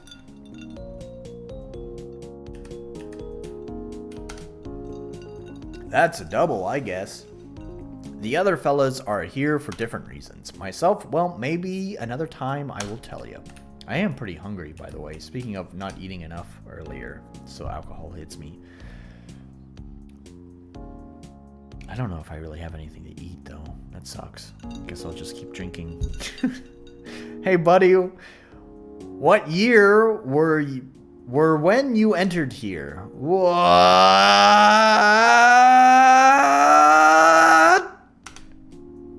Holy, that was unexpected. But tell me, buddy, the Dreamcast 2 was amazing? Buddy? Don't tell me. Oh, I'm sorry to tell you, but the Dreamcast 2 never came out. Listen, buddy, I'm starting to realize what all of this is about.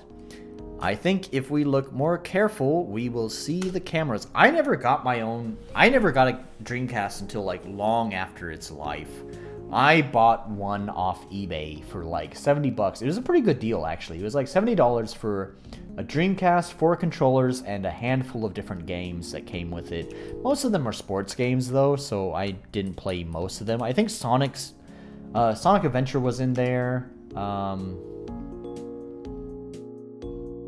think that was really actually the only game out of the whole package that I cared about playing was Sonic Adventure, and then the rest were like sports games that I didn't give a shit about. But the Dreamcast, 4 controllers, Sonic Adventure for $70. It was a pretty good deal, I think. And I got that when I think the 360, the Xbox 360 and the PS3 were at the end of their life. So it was pretty late into the game. I have to make sure you are not some irrational animal.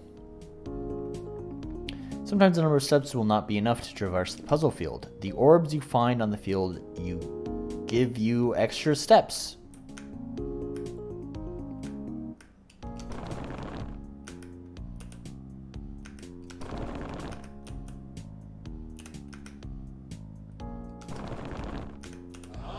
Yeah, okay. I don't like the step mechanic, really. Especially because I just wasted a bunch of steps. When it respawns, like, it should start counting steps here. Like, this is the beginning of the puzzle. This is when steps should start counting. It's so weird that it counts as soon as you are able to move. Because, look, I barely tapped the right arrow, and it just, like, sent me flying to the wrong side. So I've already wasted, like, God, I have to... That's too slow. Or too fast. Wait, that's not the right... What's the right... I hate this isometric fucking... Okay, that's the one. There. Holy shit! I pushed the wrong button! And I waste... Ah!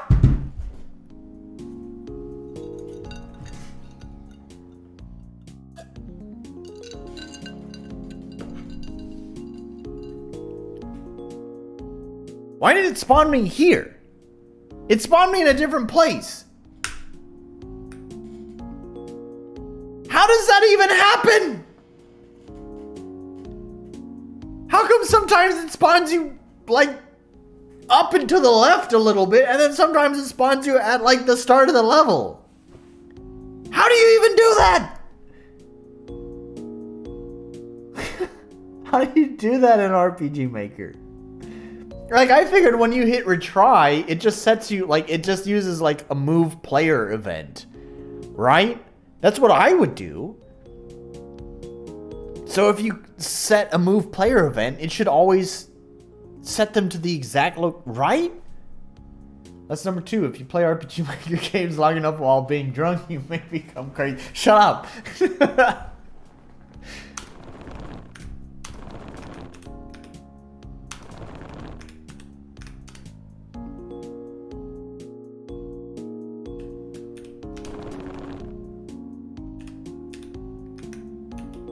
Oh my god! This...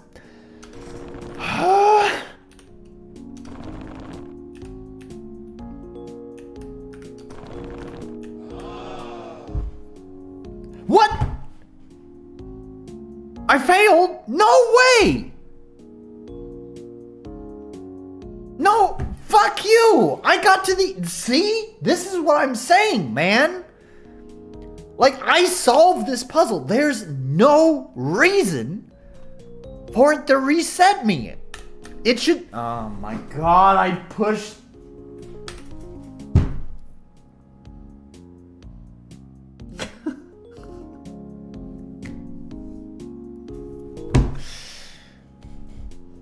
I'm not having a good time. Am I crazy? Okay. Yeah. I know.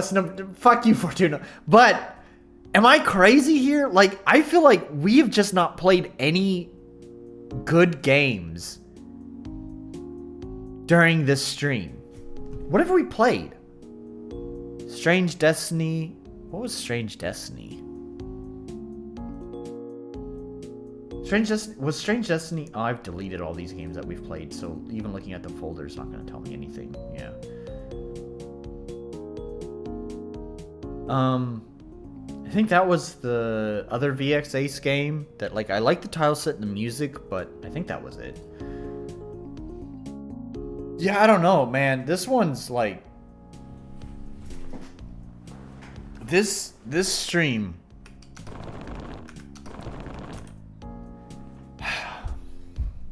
Alright, they're Game Jam games. They don't have a lot of time to, like, polish. But this is, like, the step counter here, man. It's killing me. Like, it really was just, like, a really... It's such a bad idea! If you're gonna use the step counter, as I've already said, why do you reset the player all the way back here? Yeah, I agree with you, Fortuna. Like, I had no interest in trying a Game Jam game because... Yep, exactly. For exactly that reason. Not enough time for polish. I'm pushing right. I am pushing right. How come my guy won't move? Okay, I push up. I pushed up and he moved this way. Now, what? I don't know what's going on. Obviously, in order to create this isometric perspective, the developer had to do some sort of weird magical wizardry to make this work. Which on the one hand, I think for an RPG Maker game, I think is kind of impressive. On the other hand, this was a really dumb idea for a Game Jam game, because it seems like you really need to polish the shit out of this to make sure that the controller, the player controller, works properly. And I'm not having a good time.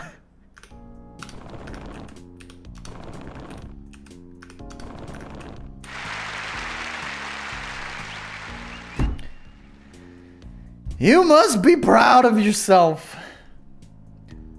Alright. I'm glad we finally got that done. With 10 seconds left on the clock. Let's cool it with... I don't want to make my criticism sound like I'm attacking the dev. Alright? As you said, Fortuna, I myself would never join a game jam because exactly this. I would never have enough time to reach an acceptable level of polish for my game.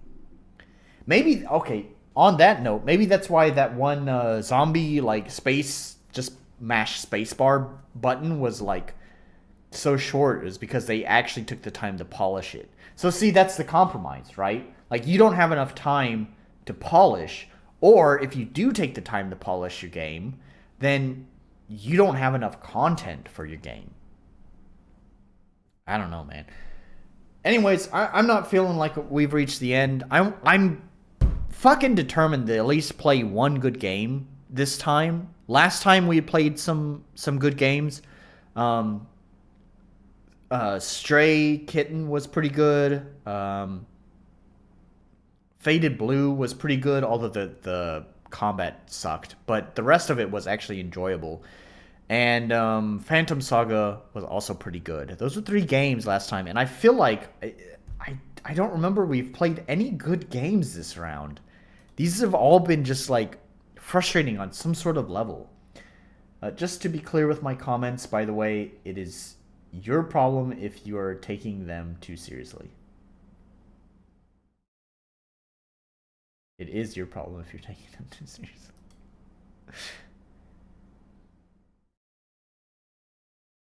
Is this a... Wait, what's this? Is this first person? Is this a Unity game? Your home was burnt down when awful creatures came to your town and you lost your kitty. Only you can fight and find your kitty to restart your new life or get ripped up trying. First person sword action combat with random ordered levels and hand-drawn art.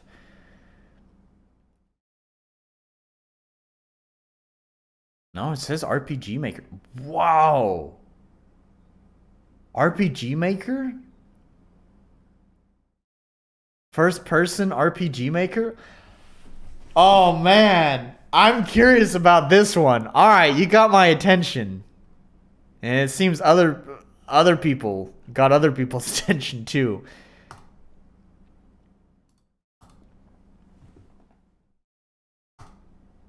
All right. Ooh, I'm kind of excited about that one.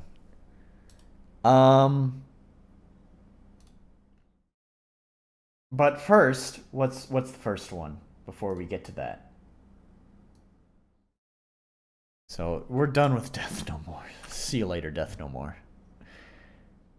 Regeneratio Venai. Yeah, I think that was the other one. Alright, so it's another EXE.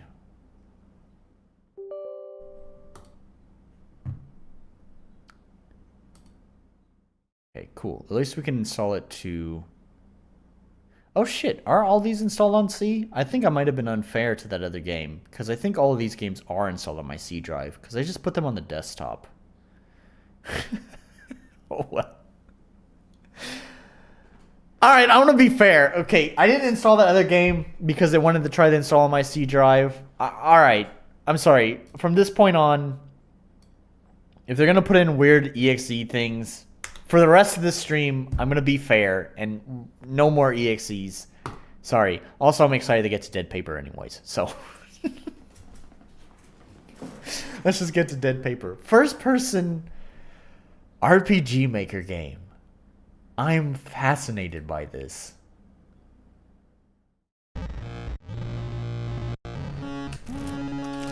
Alright, full screen, music, effects, look sensitivity.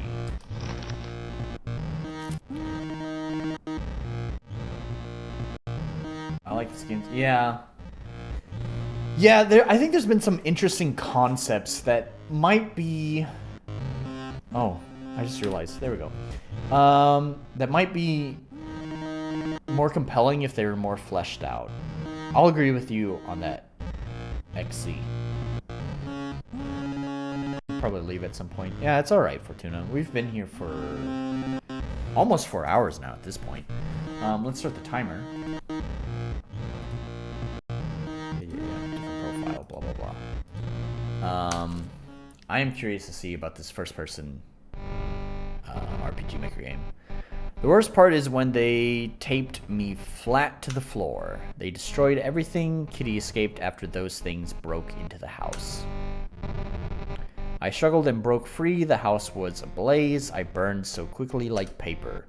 Only thing worthy of keeping was Grandma's old sword. I promised to keep it safe and sharp. It has been with the family for too long to remember. Now I need it more than ever. I hope Kitty didn't run too far away. Okay. Wow. Alright, so yeah. That's first-person control. It's a little bit slow. So there is look sensitivity. 100 seems like not the max. Okay, cool. Still feels like there's some sort of acceleration on the mouse. Yeah, it feels like there's a really subtle acceleration. Yeah, speeding it up, it's not fixing it. There is like some sort of weird, like analog controller emulation acceleration that just doesn't feel very good. Yeah, this is a thing. So if you're doing first-person shooters, you gotta be mindful of first-person control. Usually, one-to-one mouse input is usually preferred by most people. I don't really know any games that feel good with mouse acceleration. So again, going back to if this was... Is that it? Oh, Kitty, it's you. Going back to this just being a Game Jam game, you know, it's fine for this Game Jam game, but if it was a full game, I would definitely look into making sure that you can turn mouse acceleration off, because most people I know prefer turning mouse acceleration off, and most first-person shooter games don't even have mouse acceleration turned on by default. Usually, mouse acceleration is something you have to go into the options and turn on. Oh, Kitty, it's you. I'm so happy I found you. Come here.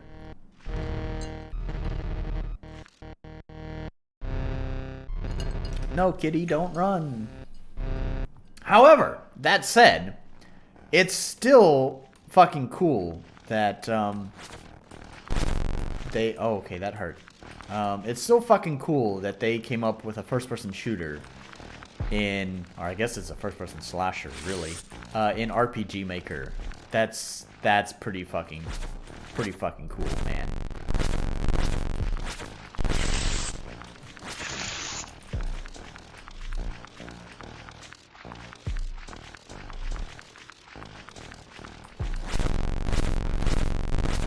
Wow, okay. that does a lot of damage. And there's like no... it just keeps doing... Okay, yeah, so the... hit detection is pretty not good.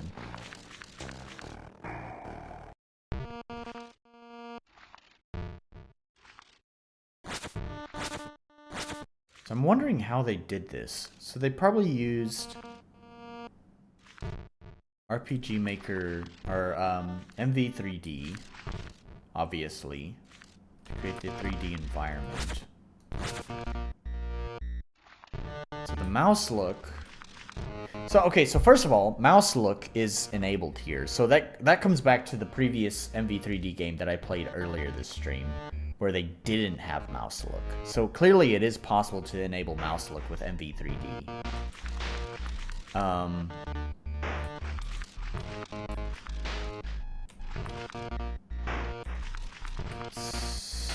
So I don't know enough about MV3D to really know how this was accomplished, but I would imagine like the sword is, yeah, so it doesn't clip through the wall, so it's not a model, so it's probably like a picture that they applied to the frame.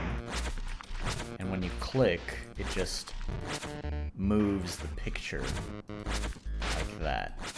It just moves it. Whoosh, whoosh.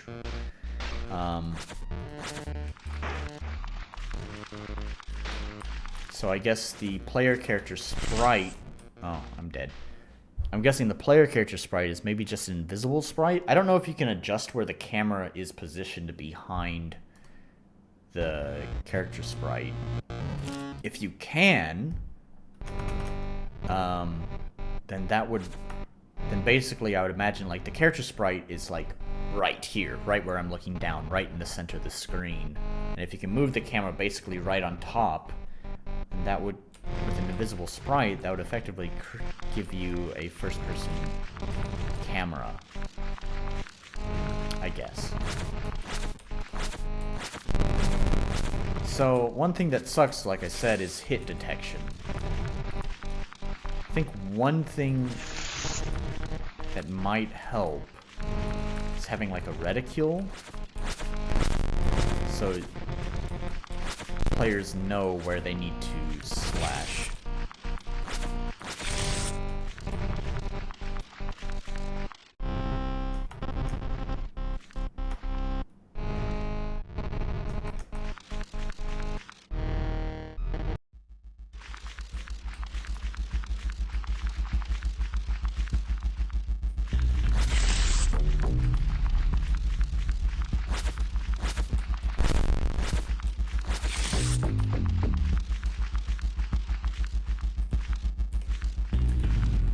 It is grid-based movement. That's pretty interesting,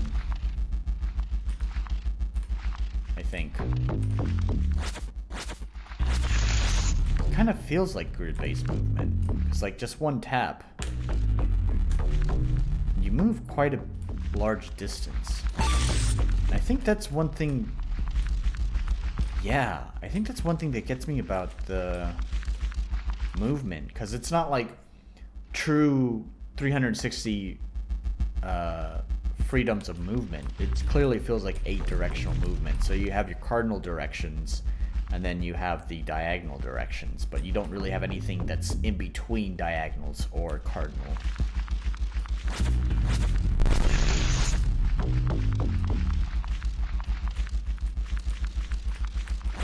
Which, that is to say, again, for a Game Jam game, totally fine.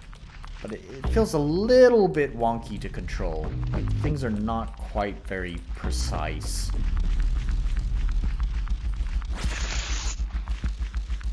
Don't really have the one-to-one freedom that you would hope for. Not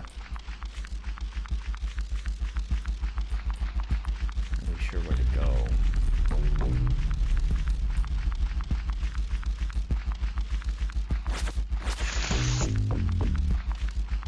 There we go.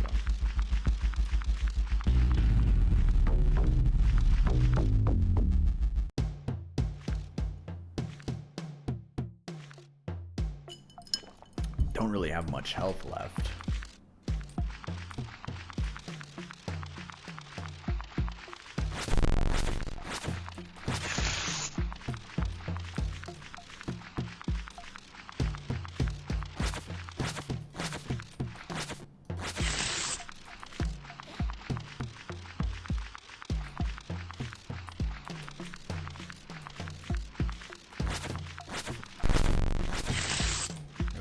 Yeah, man, this hit detection is...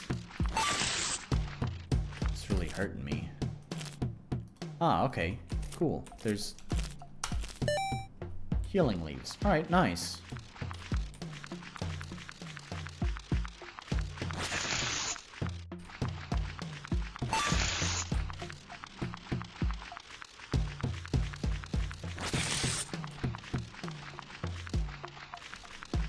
I don't know if RPG Maker was really the best decision for making this game. I kind of... For a Game Jam game, it's totally fine. If I were to see more out of this game, like if there's ever to be a full game, I feel like RPG Maker kind of holds the potential of this game back.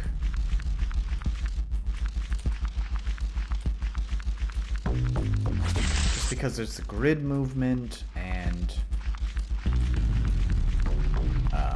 I don't know, I guess you could get over that grid movement.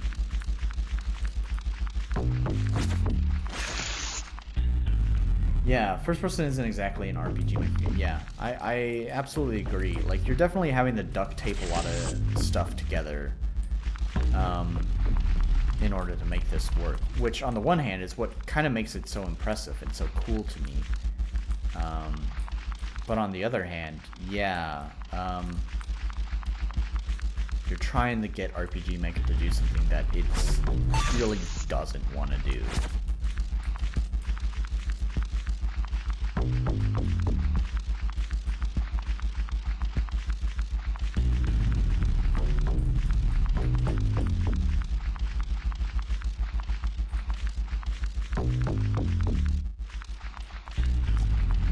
I'm not really sure how to... where to go.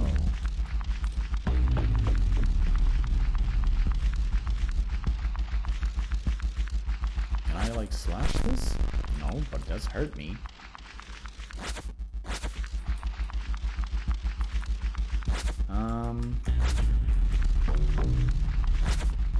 There's obviously enemies over there.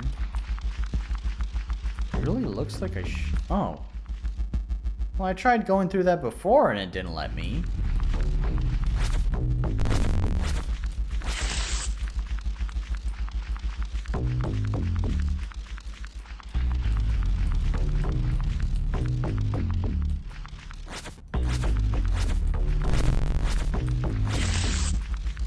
I mean, I can imagine that the developer maybe just made a first-person RPG Maker game just as a proof of concept.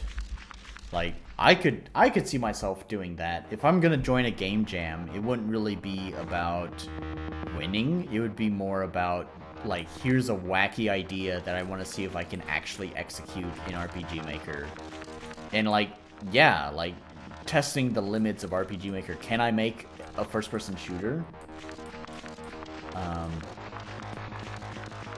Yeah, it's like a game jam seems like the right kind of place to just test that.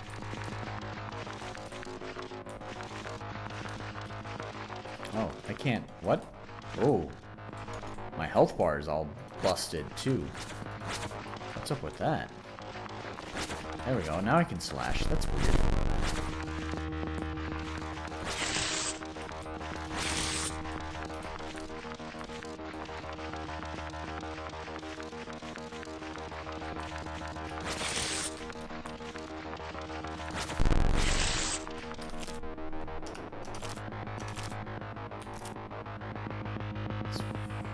Okay. Increases maximum health points. That seems fine.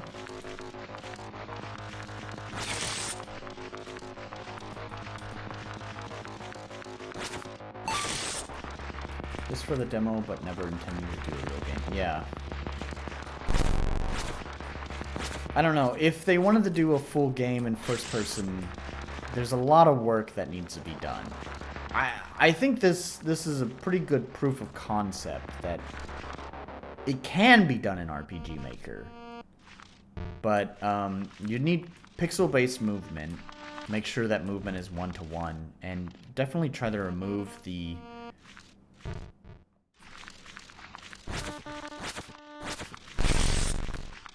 FPS, yeah, first-person slasher, good one. And definitely remove the mouse acceleration, and that would at least improve control over the player. As far as gameplay goes, like, again, as a concept for a first-person RPG Maker game, this is cool. Gameplay-wise, it's really basic. With their use of the word loot, it kind of makes me wish that it was like a Borderlands kind of game where you'd have like, you would have loot. You'd have different rarities and stuff like that. Oh, whoa. Of different equipment and whatever. Like, if that was going to be a full game, I think that's the way that I would go. Just because, simply because of the word loot. So, the first thing that comes to mind is, of course, Borderlands for me.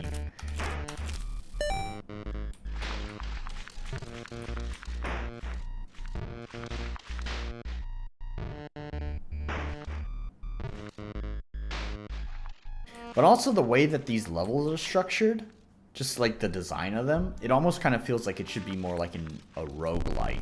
Okay, I can't attack. So that's something else that needs to be figured out. Sometimes whenever the map transitions, it seems like my attack gets messed up. Like I can't actually attack. It gets like locked or something. So I don't know. Like it could be like a loot-based roguelike. I think that would be fine. I'm not really a roguelike fan, but I'm sure there'd be a lot of people who would latch on to that. Because obviously, like, if you're to make this a commercial game, no one cares about what engine you're using. So you would need to make the game not based on the fact that you were able to force this cute little RPG engine into making a first-person slasher. Thanks, XE. Because no one would give a shit about that. You'd actually need to make a compelling game.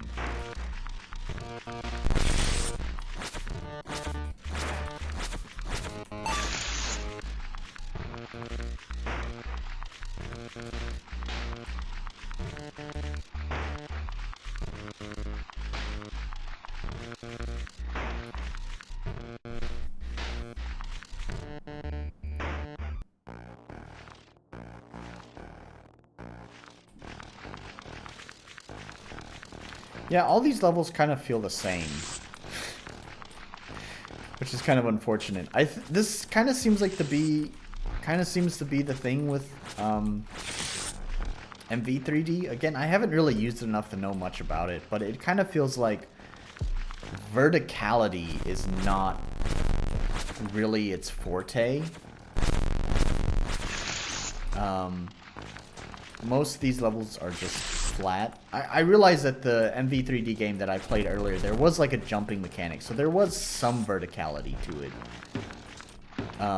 But I don't know, this feels... It's all flat, and I don't know. It's, I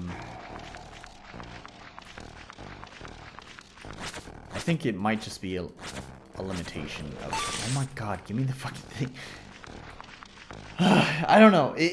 Everything's flat, and you just have walls. You don't have like a lot of interesting detail. Like it's cool. Again, for an RPG Maker game, it's cool. But that's all it is. That's the kind of the key word is for an RPG Maker game. Once you remove that RPG Maker part out of it, it's just a very kind of game. Hey kitty, I got you this time. I feel a strong sense of freedom now that my past has been burnt to ashes. Our lives have been renewed. Things are going to get better for you and me. Alright. MV3D, self-switch on event collision, character noise steps, title command exit, remove outlines, full screen toggle, HUD maker, super tools engine.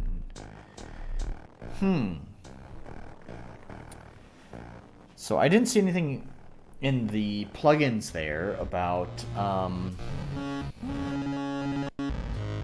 didn't see anything in there in the plugins about like mouse look. So I wonder if the developer programmed mouse look himself. Or if that's built into MV3D. Again, I don't really know enough about MV3D to really say, to really have an opinion, or to understand how a lot of that worked. Maybe MV3D has a mouse look option in it. If MV3D has a mouse look option in it, then that previous game that I had played that was in MV3D has no fucking excuse for not having mouse look.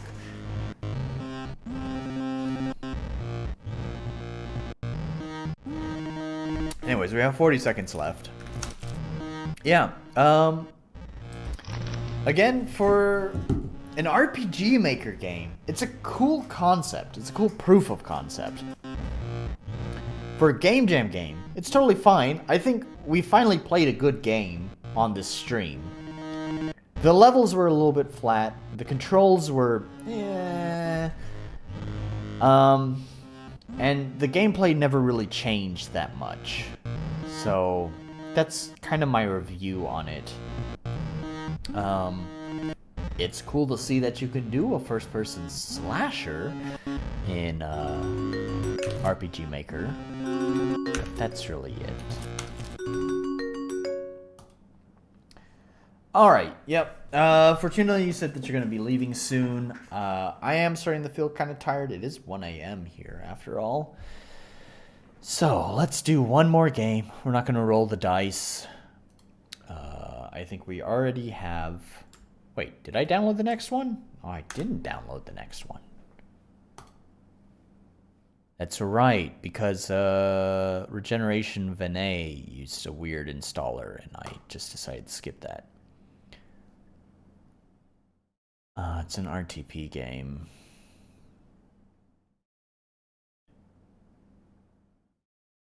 IGMC is reborn. The stars aligned and destiny has brought me out of the bottomless abyss of mobile gaming to create an RPG Maker game for this very purpose. But what is this game about? Just your typical kids dabbling in dark rituals again. Nothing particularly mind-blowing. Hope you have fun playing this. RTP is not needed.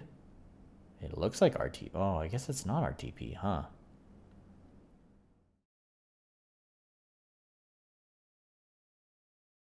Almost looked like it.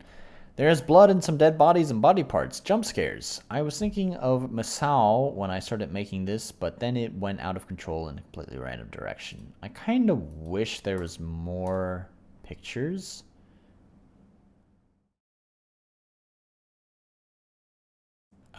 Because these pictures don't tell me a lot about the game. And the description doesn't tell me a lot about the game either. And it's just called Game for IGMC 2022, which is not very descriptive either. Well, let's give it a try.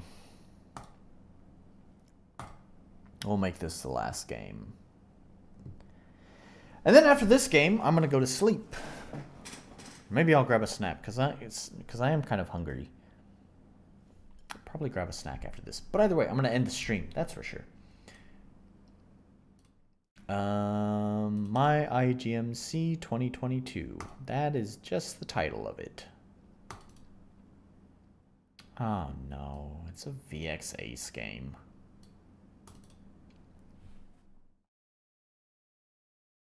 Yeah.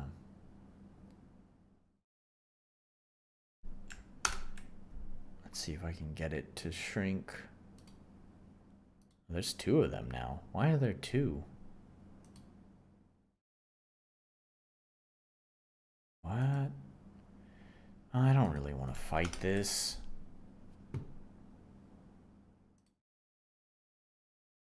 Okay, I don't feel like fighting this fucking game to get it to display.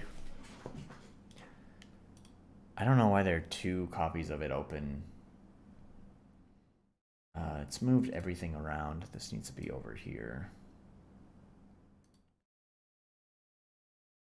Alright.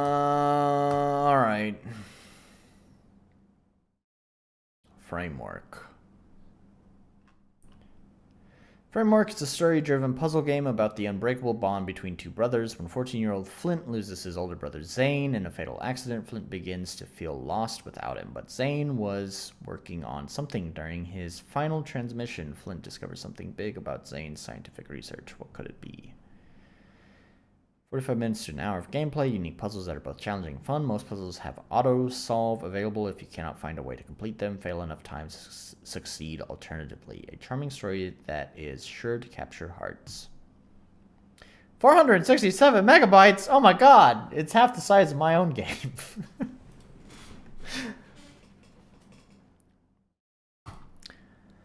Oh man, okay, alright. No, never mind. I'm really tired.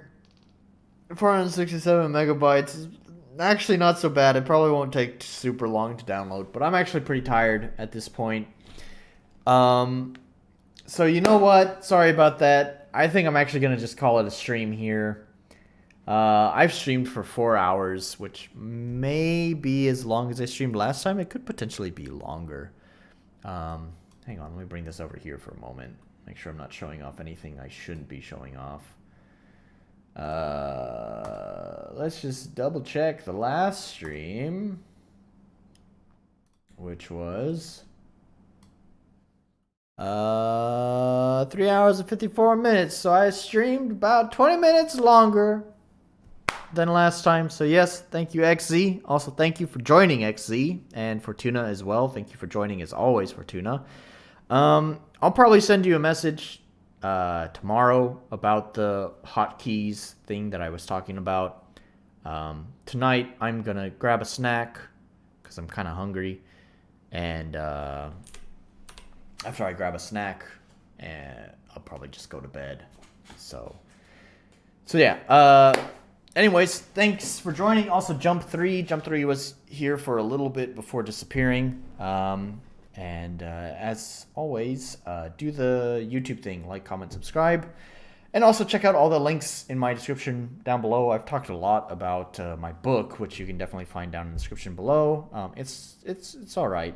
It has its flaws, but it's all right.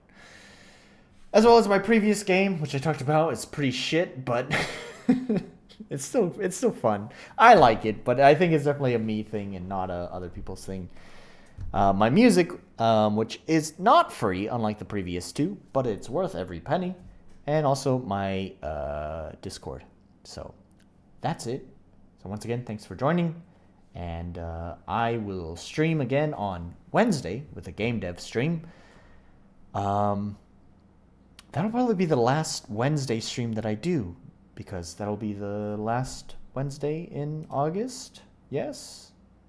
No, there will be one on the 31st, but actually I start work again on the 29th, so I probably won't stream on Wednesday. So yeah, next Wednesday, although not the last Wednesday of August, will probably be the last Wednesday stream.